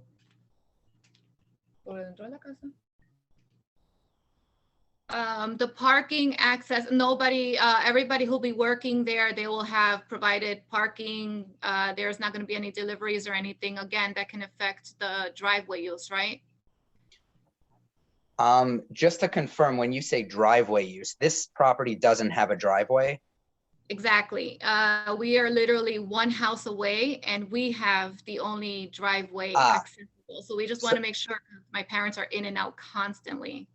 Absolutely. And that's you have every right and you should enforce that as well. If any contractor or inspector, anybody, violated or blocked your driveway, please enforce that as a property owner. That would not happen, should not happen. Okay. Thank you. That was it. Thank you so much. You're welcome. Thank you. Thank you very much. Lindsay, any other questions, comments?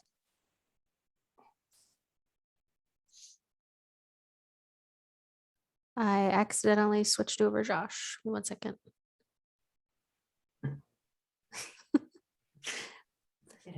The names jump around as I try to click them. Give me 1 second.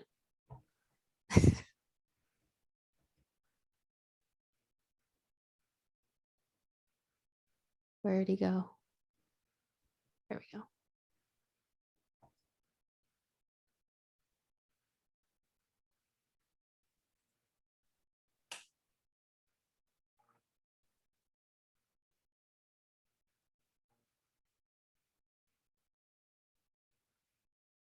Lindsay, did you kick me out of the meeting? Yeah, it was an accident. Sorry about that, Chairman. The names like jump around on the panelist list, but to answer your question, no, I don't see any other hands raised. I mean, I'm sure yours was about to be raised. But yeah, no one else from the public has any questions as far as I can see. Thanks, Lindsay. So let's close the public portion of the application before I'm bounced from the meeting again. And any staff comments? Cameron? Well, at the beginning of the hearing, Mr. Wine agreed to staff report and the conditions therein. I just wanted to say that, of course, Mr. Hite's testimony in regard to the variances satisfies the planning staff report's concerns that were raised. And, the applicant here and their team, they did a really good job at reaching out to the community and addressing the concerns that were brought up by staff and the community. And having that said, staff recommends approval. Great. Does anyone have any questions at this time for staff, the applicants? And if not, does anyone want to make a motion? Make a motion on G21-063 for approval with staff conditions. Second. Right. Commissioner Patel, Yes. Commissioner Green, Yes. Commissioner Donnelly, Yes. Commissioner Arujo, Yes. Vice Chair McCormick. Yes. I almost missed you, Shadid. Commissioner Shadid. Yes. Okay, and Chairman Jacobs. Yes. Okay, motion carries, all in favor with conditions. Thank you very much, everybody. Have a great evening. Good luck. Thank you too. Good luck. Thank you. Good luck. Bridget, 5 minutes. you want to take a 5-minute break? You want to? The next one is what, a C variance? What do you Yeah, the think? next one's a C uh, variance. What do you think, Lindsay? So there are two left and they're both represented by Stephen Joseph. Do we want to just take a quick break now? We can finish those Yeah. two up after. That's fine. Cool. All right. Okay. So it's 8:06 right now. Yep, we'll reconvene around 8:10. Thanks, everyone. Sounds good. We'll get started. Okay.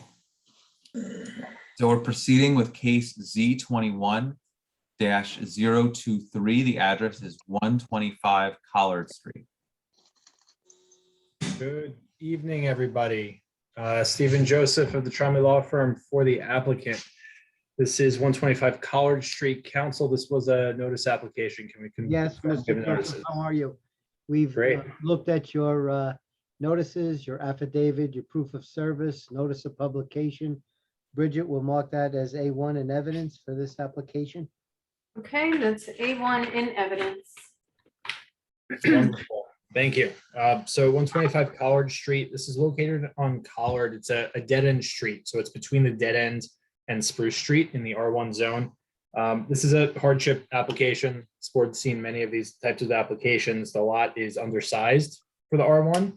It's 25 feet in width. It's 80 feet deep. A standard lot is 25 by 100. The applicant's requesting variances associated with the undersized nature of the lot.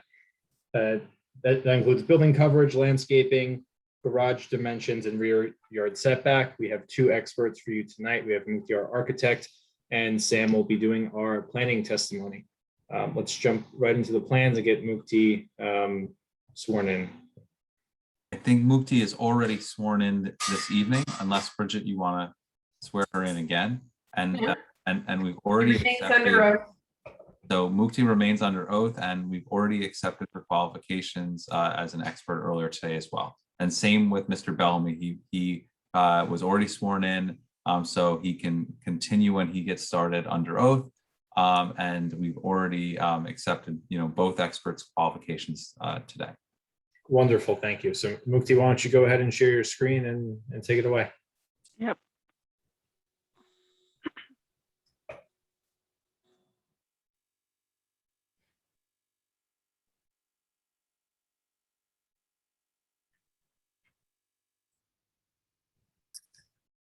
Sorry about that.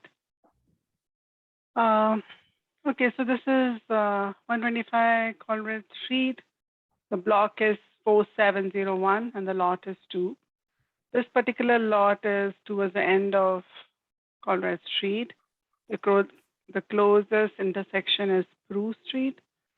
This is the undersized lot. The lot width is 25 and the depth is 80 square feet.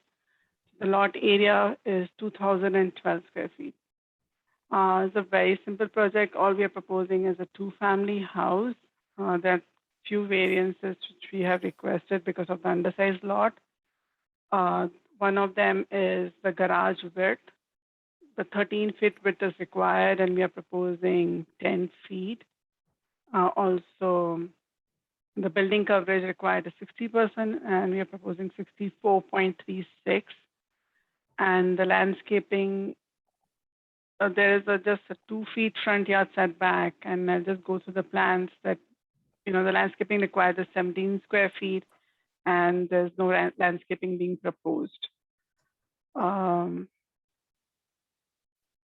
the rear yard setback required is 33 feet and we are proposing 13 feet on this lot. There's an existing single family house, which is 2.5-story structure, which will be demolished. This particular lot is like almost 100% coverage. What we are proposing is a 2-family house with a new tree in the front and permeable pavers and grass area at the back of the property.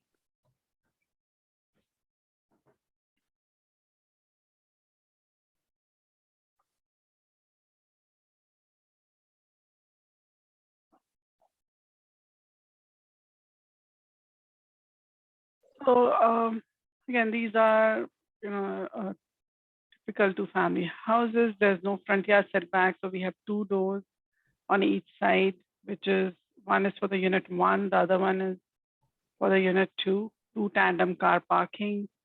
Unit 1, which is almost 1,500 square feet, and unit 2, which is 1,200 square feet. Both the units are 3-bedroom, 2-bath. Unit 1 has will have a backyard. The access to the backyard is for both the units, but in this case, only unit 1 will use the backyard. Compressor for the unit 1 will be in the back, and unit 2 will have a rooftop deck, which is 700 square feet. And the compressor for the unit 2 is on the roof. The total gross area of this building was 3,960 square feet, of which the residential area is almost 3,021 square feet. So for the front facade, what is obviously the modern facade for this particular lot, we have a Arctic white hardy panel system for the upper floors, and the accent wood tone metal system panel, which is in between these tall windows. The combination of window is like casement and the fixed glass windows with the black frame. Given like what we have for the upper floors is a lighter tone, we have proposed a darker tone of brick at the lower floor that to just give a good contrast for the facade. The doors for both the units will be in the similar wood tone as compared to this metal wood tone for the upper floors. Just recessed lighting in the front of this cantilever portion. The rear and side are pretty much typical with the stucco and vinyl siding for the upper floor, stucco for the lower floor. We just proposed a light gray tone for both the fin materials and double hung window in the black frame. I think that pretty much concludes my testimony. Mukti, can you just reiterate what the existing rear yard setback is? Yeah, existing is 2 feet. 2 feet, and we're increasing that to 13 feet. Still non-conforming, but it's an increase. One moment, please. One moment. And I did get the answer, yes.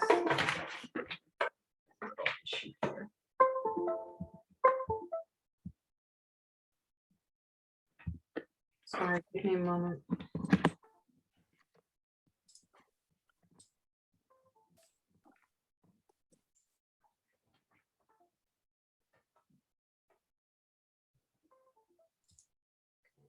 have to reboot here. Sorry.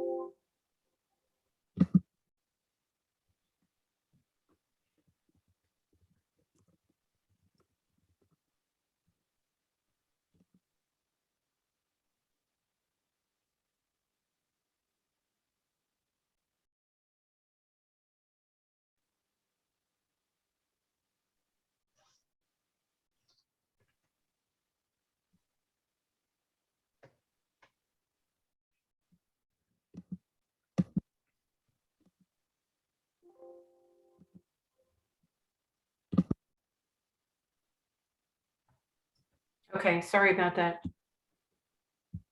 Go ahead. So Bridget, are we back on the record? Yes. Where did we leave off? Now I have to open up that file, so hold on now. You were talking about the rear yard setback? Yeah, I just want to make sure we pick up right where Bridget lost us. So there's no gap. Bridget, did you get the answer? It went from 2 feet to 13 feet? Hold on a second. Let me open up the file and I'll read back, but I'm in a new file now. Okay.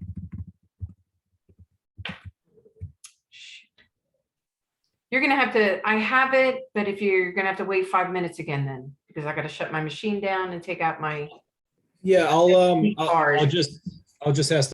Lindsay. Okay. All right, so Mukti, what's the existing rear yard setback? It's 2 feet and we are proposing 13 feet. Okay, which is an increase, but it's still non-conforming. Great, so let's bring up Sam and we can get into our planning testimony. Great. For the record, Sam Bellamy, professional planner with the firm Dresner Robin. I'll get right into the variances for this. We are proposing a Hold conforming on, Sam. Sorry. No problem. And please slow down. Okay. Okay, professional planner with the firm Dresser Robin. Go ahead. And Mr. Bellamy was already sworn in earlier today, so he remains under oath, and we, ran through his qualifications earlier today as well. Thank you, Chairman. Okay, so getting into the variances, we are proposing a conforming 2-family home in the R1, 1 and 2 family home housing district. We are asking for several bulk C variances. Again, these are related to the undersized nature of this lot. This lot is 80 feet deep compared to 100-foot required depth in the R1 district, and at 2,012 square feet is a little undersized in the square footage as well for the lot area.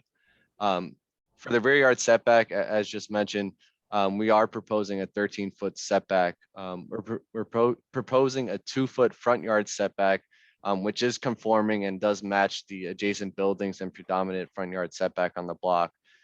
So that the combined front and rear yard setback total is 15 feet. 35 feet is required combined total, 33-foot rear yard setback is required there. So really that 20-foot difference is directly related to the narrowness of this lot, meeting the C1 criteria, hardship arising from the narrowness of the lot. We're also asking for a building coverage variance at 64.4%, where a maximum 60% is permitted. Again, this building footprint is consistent with a building footprint in the R1 district, but because of the undersized nature of this lot, it does exceed the maximum requirement. We are reducing the overall impervious coverage on this lot. It's approximately 100%. This lot does have non-conforming front yard parking. We're proposing to remove that, shift the building up to the front of the lot, increasing the rear yard setback from 2 feet to 13 feet, reducing the lot coverage. And then we are proposing a parking garage for 2 spaces. With that, we are asking for a variance for the garage width. A minimum requirement of 13 feet is required. At the entrance, we are proposing 10.25 feet. And really that variance is because we have 2 separate entrances for each of the units on both sides, reducing the width there for the garage. As you do go into the garage area, it does increase a little over 14 feet, meeting that width requirement. The depth of the garage also meets the 44-foot requirement there. We are asking for a front yard landscaping variance. Like I said, we are proposing a 2-foot front yard setback. A minimum of 30% front yard landscaping is a requirement.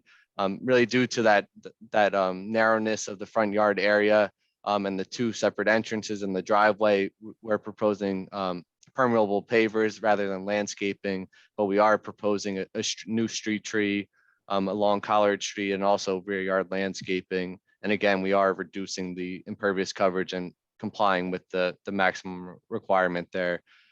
So I think with reducing the impervious coverage, moving the building up, removing the non-conforming front yard parking, increasing the setback in the rear, providing compliant side yard setbacks and front yard setbacks, we're actually improving the conditions from what they currently are.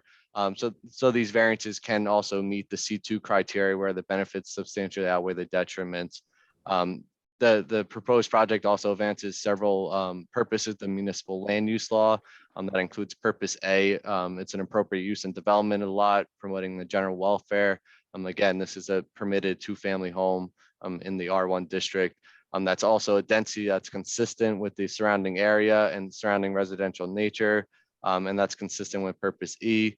And then moving the building up, providing for appropriate infill development, adding a street tree.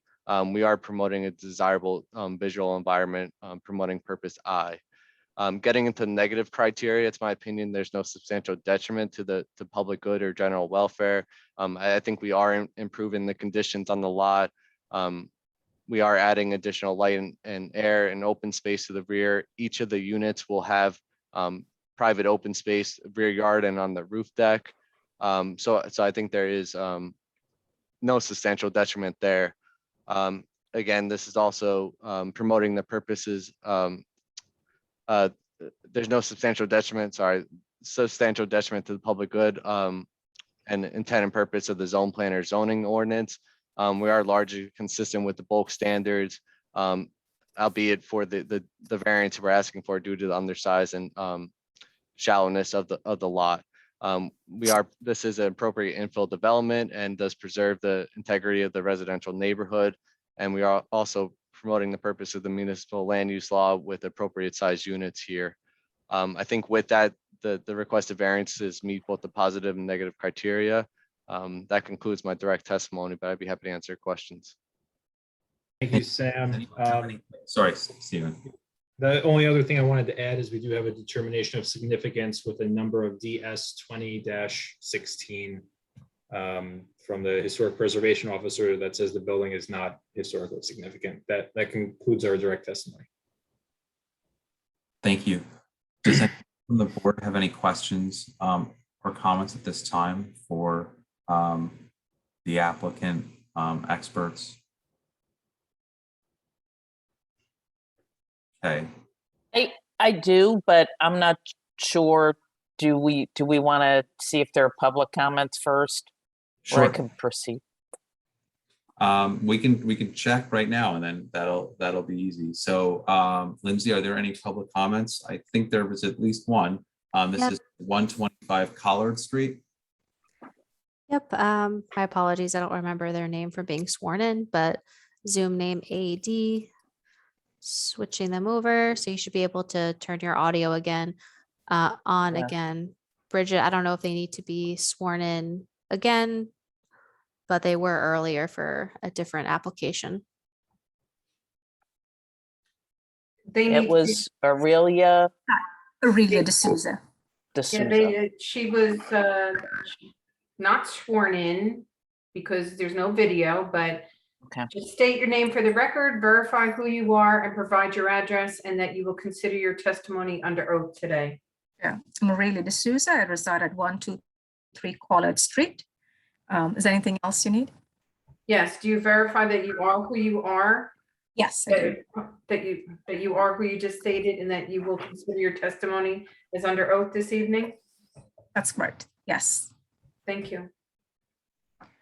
My first question is, you talk about the rear yard setback at the front. My question is, how many feet away is your new dwellings or structure from the adjacent property's fence?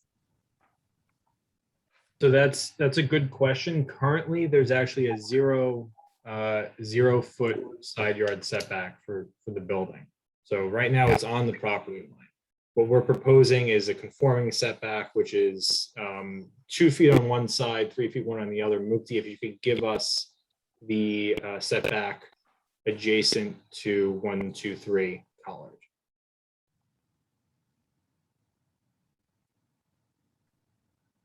Uh, 2 feet from the property line.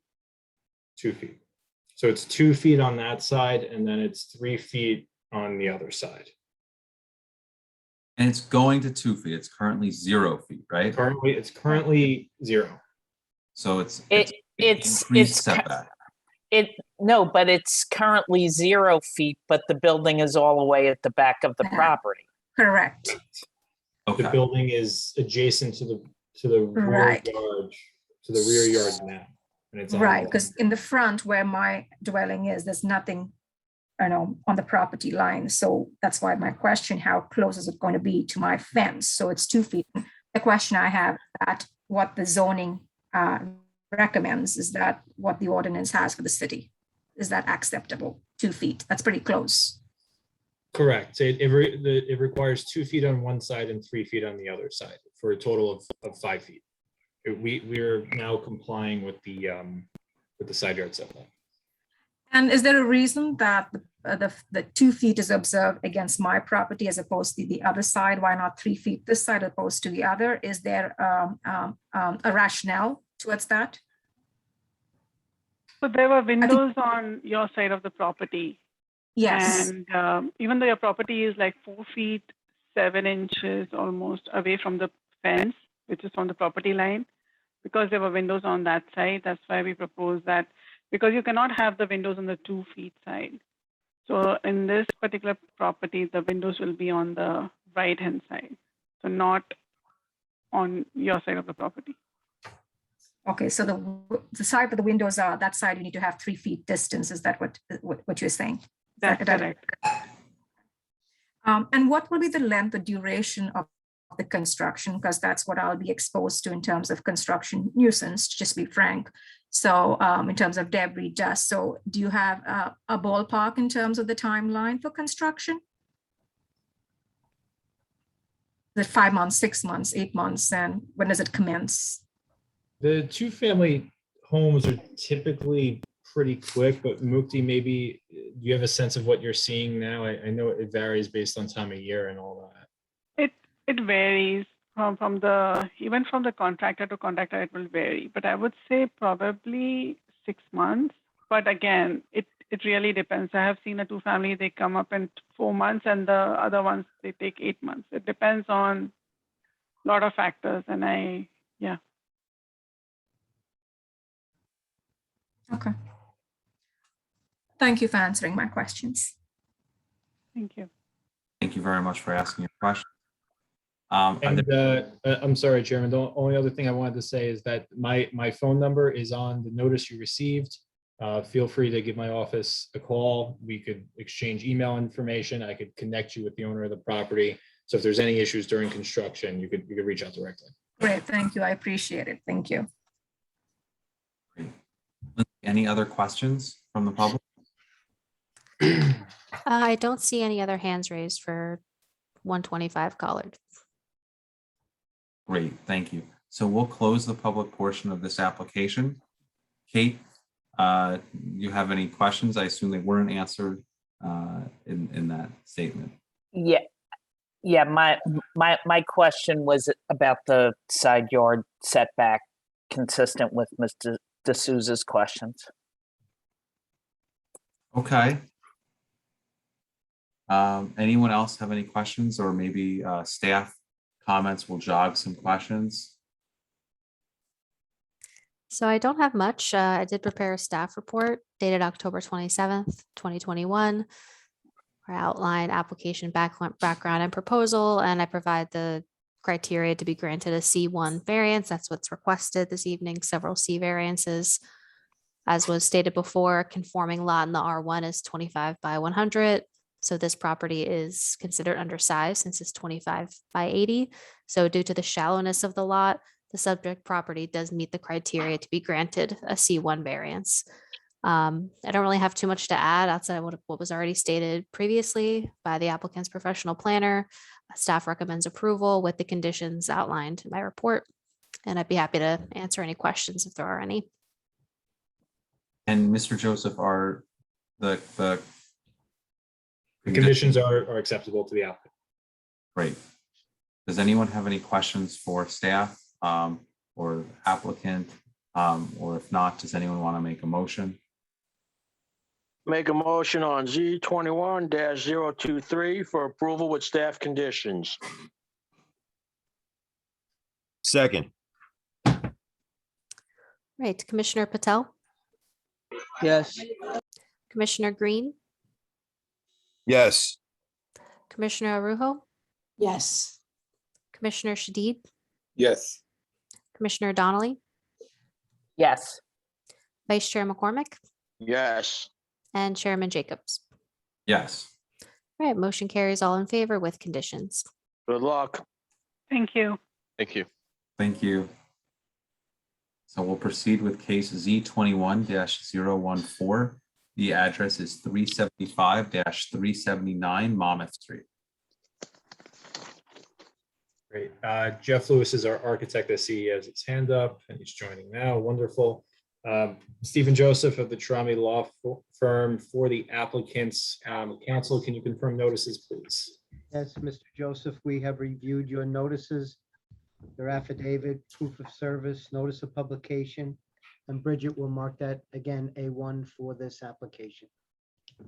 Okay, one moment. This will be A1 for this application in evidence.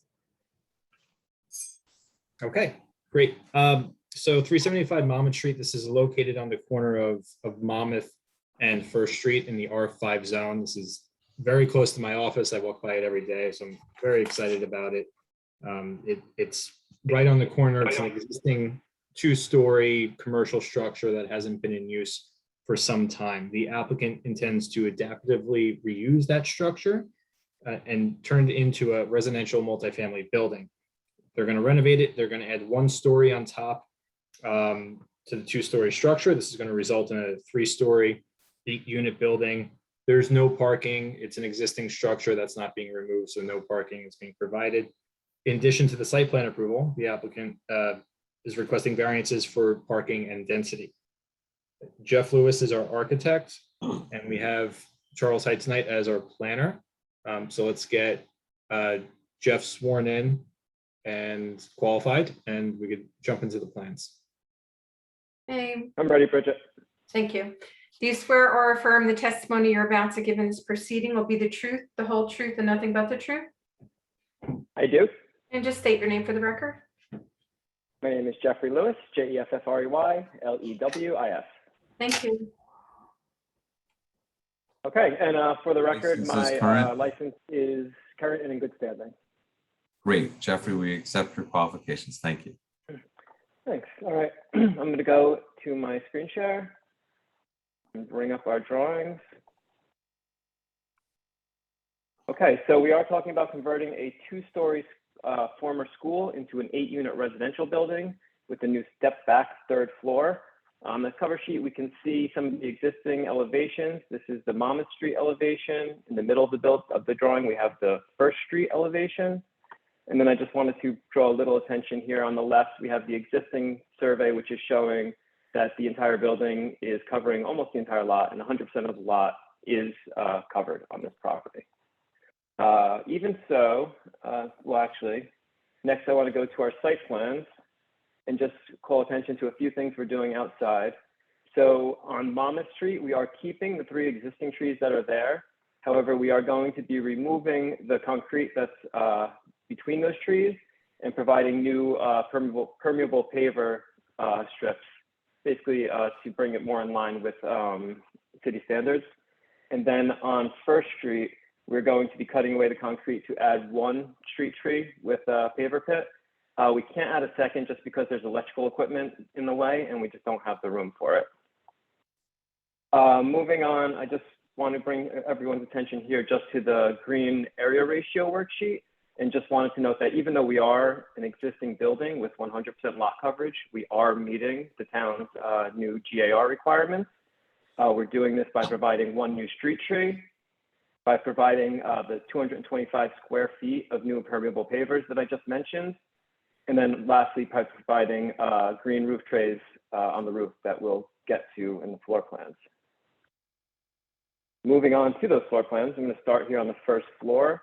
The proposed building is located on the left side of the drawing.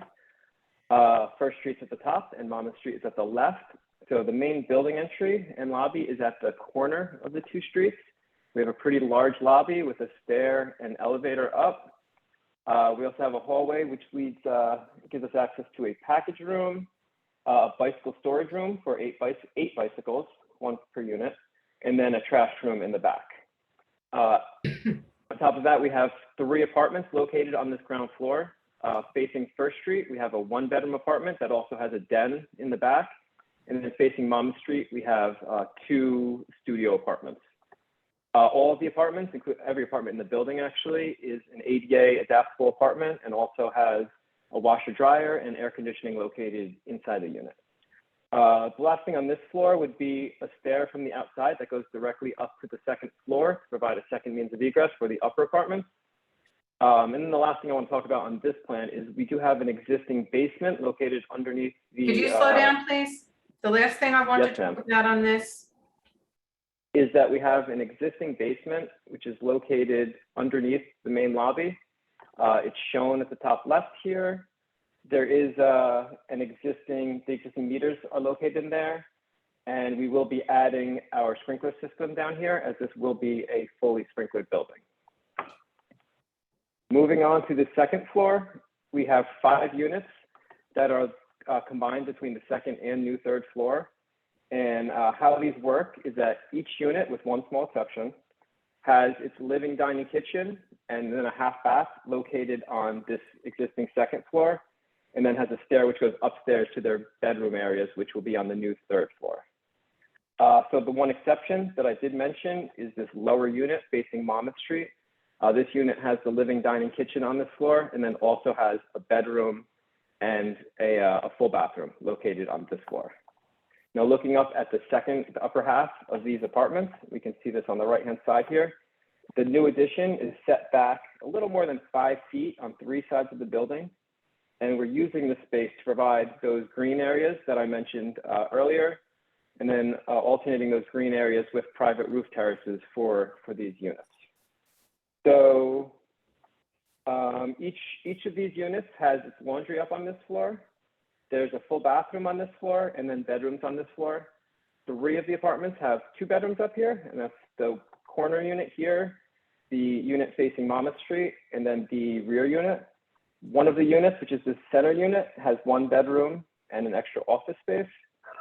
And then the back unit is just this 1 bedroom in the back, and 1 bedroom on the upper floor, excuse me. Moving on to the building elevations, you can see we're making some pretty substantial changes to the building. And this is the Monmouth Street elevation, but I'm going to move on to the First Street elevation, which has the same look, but also has some of these details added up top that I can reference. So our main new building finish is going to be a red brick finish. We're showing the exact brick that we'll be using at the top left here. This continues all the way up and terminates in a built-up brick cornice, an example of which we're showing in the center up above. We're also creating these new 2-story window openings. They're framed with that same red brick. The windows themselves are black aluminum windows. And then we have these infill panels at the floors, which will be colored the same color as the brick. In between the windows, we have vertical accent lighting located at both levels of the building, first and second floor. There's a metal cornice, which is actually on the Monmouth Street elevation. You can see the side of it here and a representation of it up above here. And then lastly, moving on to the third floor addition, it is set back and we're trying to make it a lighter color to kind of fade away. The finish will be fiber cement panels, and the color is going to be kind of a lighter off-white color, and it's the color that's represented on the drawing at the, the image at the top right here. And then the windows up here again, and windows and doors will be white frames to match with that off-white. And then just going to the side elevations, the existing sides are scored stucco finish. We're going to continue with that. We will repair anything that needs to be repaired, and we're going to repaint the entirety of both sides of the building the same red color to match the brick on the sides. Okay, so that's my presentation of the building itself. I'll stick around and wait until after our planning presentation if you have any questions. So yeah, and Jeff, just before we move on to Charles, since you were also at the community meeting with the Village Neighborhood Association, I think the primary concern, what we heard the most about was about flooding and about meeting the green area ratio and what greenery and stormwater we're doing here. And overall, I felt the meeting was positive and they were happy with our green improvements to the building. Would you agree?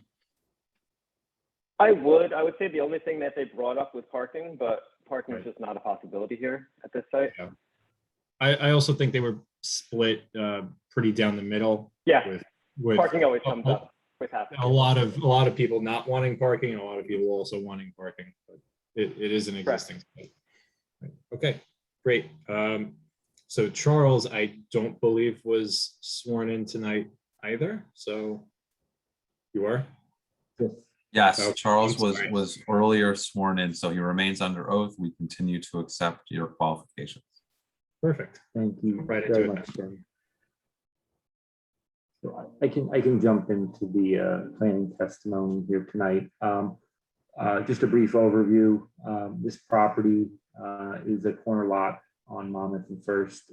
It's just a block south of Newark Avenue, which is a main multi-use corridor. Very walkable bus transit, and is a very nice bikeable route as well. So to that effect, given that we are proposing an adaptive reuse of the existing structure with a third story addition, largely in part with respect to the parking issue, we feel this is a better direction to go in terms of just adaptively reusing the structure, not creating any curb cuts along Monmouth Street, and creating more of a pedestrian oriented residential building. So with that being said, we do need relief with respect to the density requirement in the R5 district. That's a maximum permitted of 80 units per acre, which would yield 6 units on this property. Considering the work being done to take a vacant office structure and rehabilitate it and transition it to more productive use for residential housing stock, we were working with the architect and trying to find a reasonable balance and mix of units, as well as what would be an appropriate density. And that's where we landed at a total of 8 units, which, let me just confirm, is a density of approximately 116 units per acre. 160 or 116? 116. 160? 160? 116. Thank you. So first and foremost, we think it is a benefit to provide a variety of bedroom units on this project. We have studios, 1s, 2s, and 3s, one 3-unit bedroom, which we think in discussions with the community and planning staff is a benefit to this neighborhood. The other aspect to this project is that we did take a close look at the densities on the block. So we're on block 1105, again, just south of Newark Avenue, a mixed-use commercial corridor. And on this block alone, a third of the properties are multifamily uses, so anything greater than 12, and half of those actually already exceed the density that would be regulated in the R1. Now, all these are not in the in the R5. All these properties are not in the R5 district. Some are in the village redevelopment plan, but just from a contextual standpoint, there are consistent densities on this block that range from, of these multifamily units, that range from 104 units per acre all the way up to 233 units per acre. So we provided the detail of our analysis in the statement of principal points. I won't run through all of the specific densities, but we thought it was consistent given that there is a mix of densities, and we're comfortably on the low end of that range with the 116 units per acre proposed. With respect to building height, again, 3 stories are permitted. It respects the intent of the R5 district to provide a low scale residential building type. We're consistent with up of half of the buildings on this block are also 3 stories. So the addition is perfectly well within the framework of the zoning and the consistency with the neighborhood. So that really encouraged us to balance out the overall unit count with 8 units and utilize the space that we could with the addition.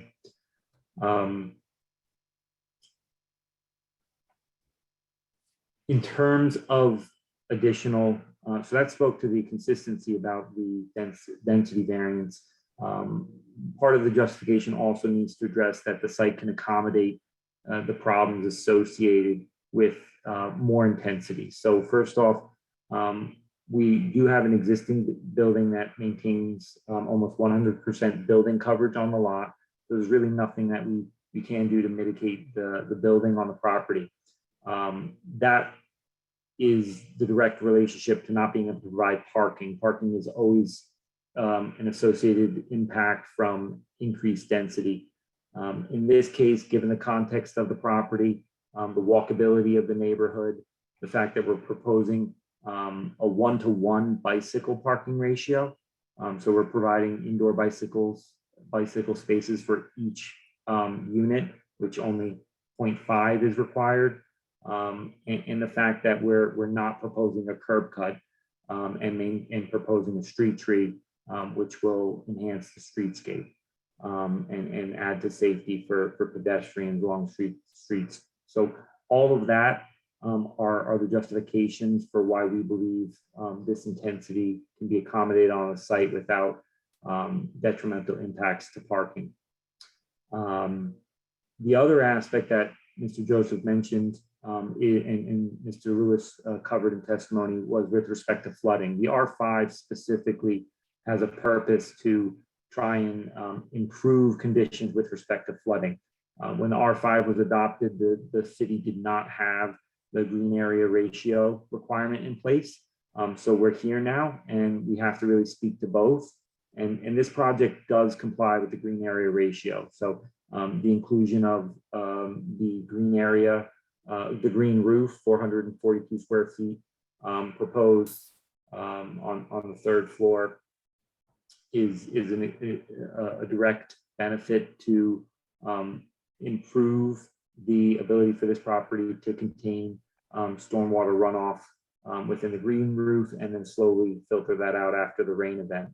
Also, we are proposing a street tree, which gets factored into that ratio, which is an improvement. So all in all, given the fact that we're reusing an existing structure, we're doing the most we can and meeting that requirement. So I think that's just a little bit of detail with respect to accommodating the proposed density and addition on this site. There are 2 bulk variances that we need. First is technically for parking. The minimum requirement is 0.5 spaces per unit. The maximum is 1 space per unit. Here, 0 are existing, 0 are proposed. I should also note that the R5 district actually prohibits parking for any property fronting onto Monmouth Street with its sole frontage. So technically, we don't have sole frontage on Monmouth because we're a corner lot, but the intent is still there. We're keeping the existing structure and maintaining a consistent streetscape without any curb cuts. So we see that as a benefit with respect to that. The other is landscaping, and again, it's really the same theme here. There's really no way for us to propose viable landscaping on a property that has an existing 100% building coverage. We're proposing the street tree. We're proposing the green roof. That will be an added element of landscaping for the tenants at that level. Those are the 2 bulk variances we need in relationship to this application. As a whole, this project does advance the general welfare and meets purpose A of the municipal land use law, which is to provide the appropriate use and development of land in the state. We think this is a very contextual and sensitive density, as well as it's an adaptive reuse project. Equally, that relates to purpose E for the establishment of appropriate population density that will contribute to the well-being of all persons. I can't stress enough, this is a highly walkable neighborhood. So the fact that we have a little bit more density and less parking, in my opinion, is sustainable and will promote the general welfare and well-being of the neighborhood. And lastly, that we have substantial facade improvements. We're stepping back the third story, the addition. We're proposing the green roof and street trees, and these all add to the desirable visual environment. I know Mr. Lewis covered the improvements on the facade, but we work closely with city planning and the Village Neighborhood Association to transition this. I don't know, Mr. Lewis, would you say 80s office facade to a brick facade that's more in keeping with this neighborhood of Jersey City? So that's a benefit in terms of the positive criteria. With respect to the negative criteria, we don't believe there's any substantial detriment to the public good. We are maintaining the scale and character of the existing buildings on this block. There's no impacts to light and air on any adjacent properties. And as I mentioned earlier, by not providing any off-street parking, we have zero impact on any traffic congestion or any parking issues for vehicles, because presumably most future tenants will likely not own vehicles at this location in this neighborhood.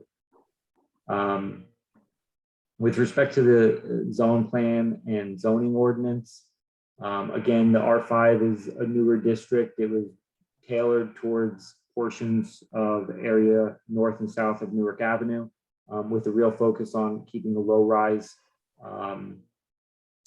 nature, which we're doing with 3 stories, as well as trying to address the flooding concerns in this neighborhood, which we feel we're doing as well. So I believe we're respecting the intent of the R5 zone, as well as with the master plan and the zone plan. We're proposing residential use in a residential zone. These are going to be providing unique, attractive, and high-quality residential uses, and also a range of housing densities and the bedroom mix that we're proposing. So those both address goals and objectives of the master plan. And in my opinion, because of that, this project doesn't stand as a substantial impairment of the zoning ordinance or master plan. That's the conclusion of my testimony. I tried to walk the board through all the details as it relates to planning. Be happy to answer any questions you might have. Yeah, that would conclude our direct testimony. Great, thank you. Does anyone from the board have any questions at this time for anyone on the applicant's team? Lindsay, are there any questions or comments from the public? Anyone has a question or a comment for 375 Monmouth Street, you can click raise hand toward the bottom of your screen, or you can dial *9 if you're calling in. See 1 hand raised. My apologies if I mispronounce your name, but Sumanth, and Jerry Nichols, I see 2 hands raised. So start with the first one. Okay, you should be able to turn your video and audio on to be sworn in. Yeah, hi, can you see me? Can you hear me? Yes, can you raise your right hand?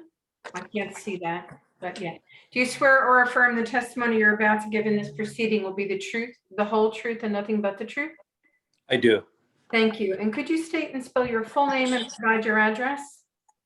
Yeah, my full name is Sumant Mukathira Bopanna.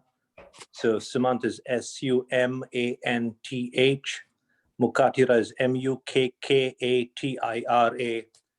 Last name is Bopanna, Bopanna. Thank you. And your address? So I reside at 340 First Street.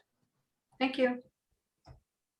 So I have a couple of questions. So I basically live on the property directly to the east of 375 Monmouth Street.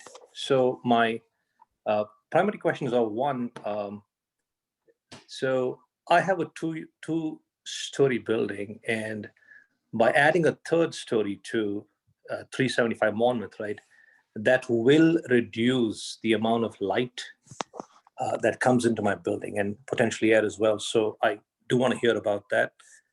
That's one part. The second part, I think, is more about the construction itself, right? So during the construction, because the property 375 Monmouth occupies the entire property, and since most of it is either on Monmouth Street, where it's almost impossible to park any construction equipment, will we be seeing construction equipment contractors, etc., who will try to, I guess, raise material, do construction from the driveway, which is basically between my property and 375 Monmouth?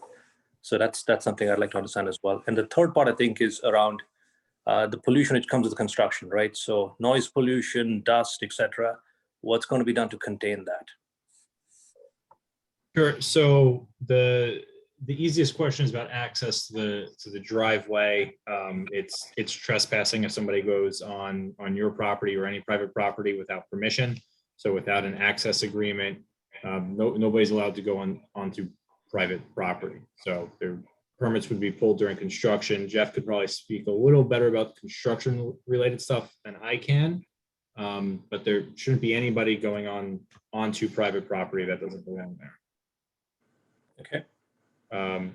The other, I think one of your first questions was about the third story and light and air and all of that. Yep. So the third story is set back all around the entire side by 5 feet. So we have a significant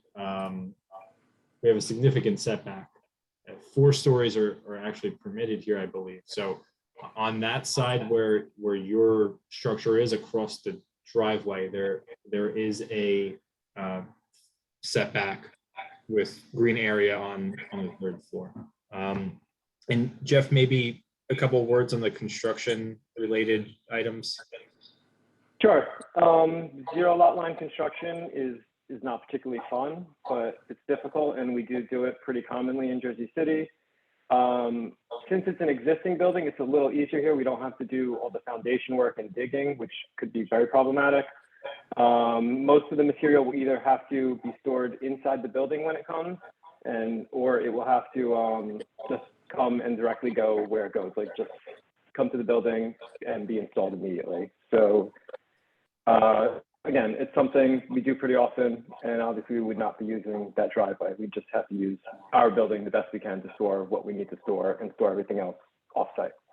Yeah, and I did misspeak. It's not a 5 foot setback. We have 5 feet 4 inches, so it's a little more than 5 feet for the setback. So just to clarify, you're saying it's going to be a 5 feet 4 inches setback for the 3rd floor. On the 3rd floor, basically, right? So okay, got it. Right. All right. Thanks. That helps it. Thank you. And I'll say the same thing that I usually say, which is my phone number and my name is on all the notices that went out. So if you got one of those notices, you should have my number, and feel free to contact my office. I can connect you with ownership. This is the one ending in 9,000, right? I'm sorry? This is the phone number ending in 9,000? Yep. Okay. 201-413-9000. That could, yeah. It's okay if it's out. It's a public number, so we could say it on the call. Fair enough. I'll reach out to you, Stephen. Thank you. Great. Thank you. Thank you. Lindsay, you're pulling up the other person? Yes. Try not to kick you out of the meeting again. All right. So next we have Jerry. All right. Jerry, you should be able to turn your audio and video on to be sworn in.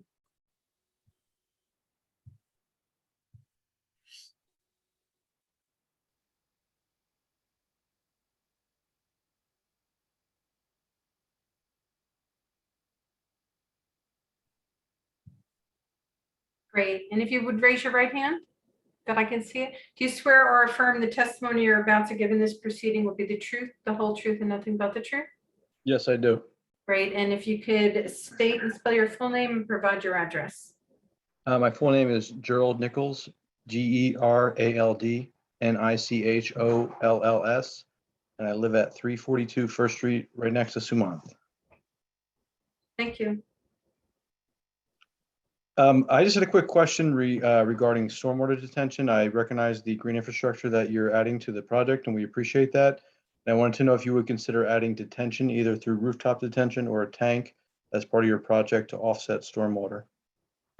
Yeah, so Jeff could speak more technically than I can. I don't think a tank is feasible since the existing building occupies 100% of the lot, so we wouldn't be able to dig down.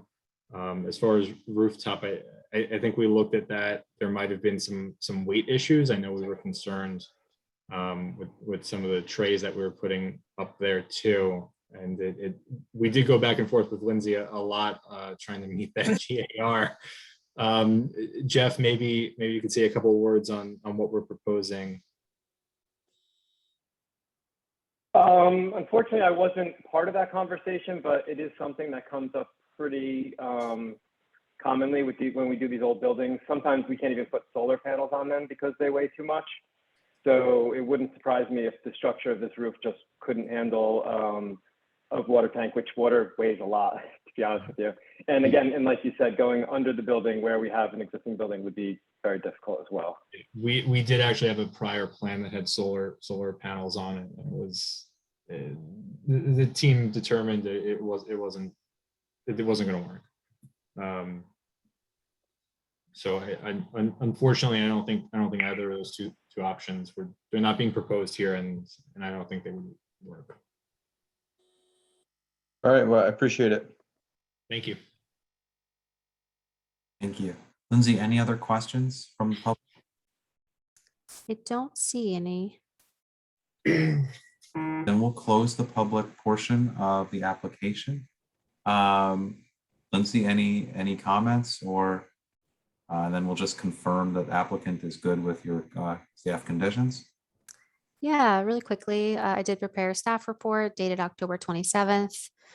So as you heard, this is an adaptive reuse of an existing school into a multifamily residential building. They are requesting a D5 density variance since the maximum number of units permitted on a lot of this size is technically 6 units based on the units per acre, and they're proposing 8, so 2 additional units. So there, as was stated previously, there are a number of multifamily buildings with densities that are comparable to the proposed project. And as for the proposed residential units, the lot is oversized technically based on R5 standards and provides adequately sized units. And it also does meet the maximum height requirement, so just showing that the site can accommodate the proposed density. And it was mentioned early on, the unit types. The unit types range from studios to even a 3-bedroom unit. So the building can serve a range of housing needs, which we see as a positive aspect of the project. And since this is an adaptive reuse of an existing structure, the majority of the bulk variances, or all of the bulk variances, are pre-existing.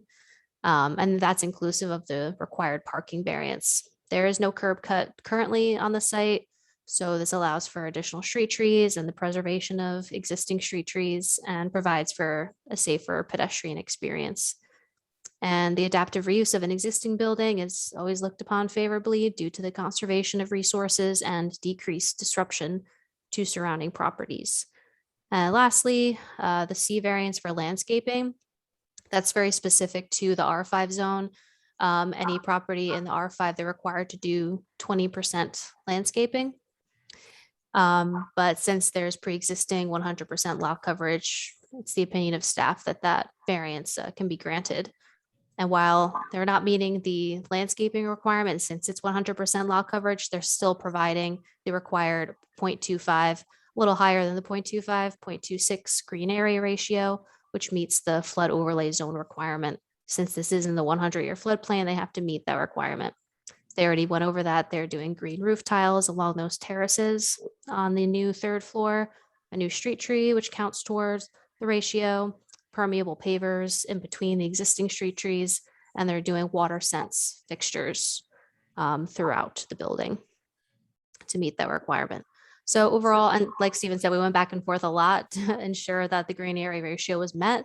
I just felt that if they're requesting the landscaping variance for 100% lot coverage, we can, finesse it and meet the green area ratio with the existing building and the additional third story. So we're happy to see that. So staff recommends approval with the conditions outlined in my report, which are the standard conditions. And I'd be happy to answer any questions if any commissioners have any. The applicant accepts all conditions, and thank you so much, Lindsay. I know we went back and forth more than we probably should have for the DNR, but you were extremely helpful to our team for that. Thank you. Anytime. Great. Anyone have any questions at this time from the board? Make a motion on Z21-014 for approval with staff conditions. Second. Second. All right, Commissioner Patel, Commissioner Green, Yes. Commissioner Arujo, Yes. Commissioner Shadid, Yes. Commissioner Donnelly. Oh, you're on mute, Commissioner. Yes. Vice Chair McCormick, Yes, and Mr. Joseph, I guess you'll be happy to see that building going up near your place of business. It'll get rid of a nice eyesore. Thanks. Yeah. and Chairman Jacobs. Yes, I like this project. I think that you guys did a great job, reusing space. You're only asking for 8 units, which, is not that substantial. So I appreciate it. The apartment mix, you were given some limitations of space. I think that I thought at first when I saw how close you were to Newark, did you want to consider some ground floor commercial, to deal with the fact that it's a tough area from a, flood perspective. But, First Ave is a relatively residential street in that area. So I think this is good. I mean, we're continuing to add more people into the village neighborhood area, in that area, to hopefully support more of the commercial along Newark.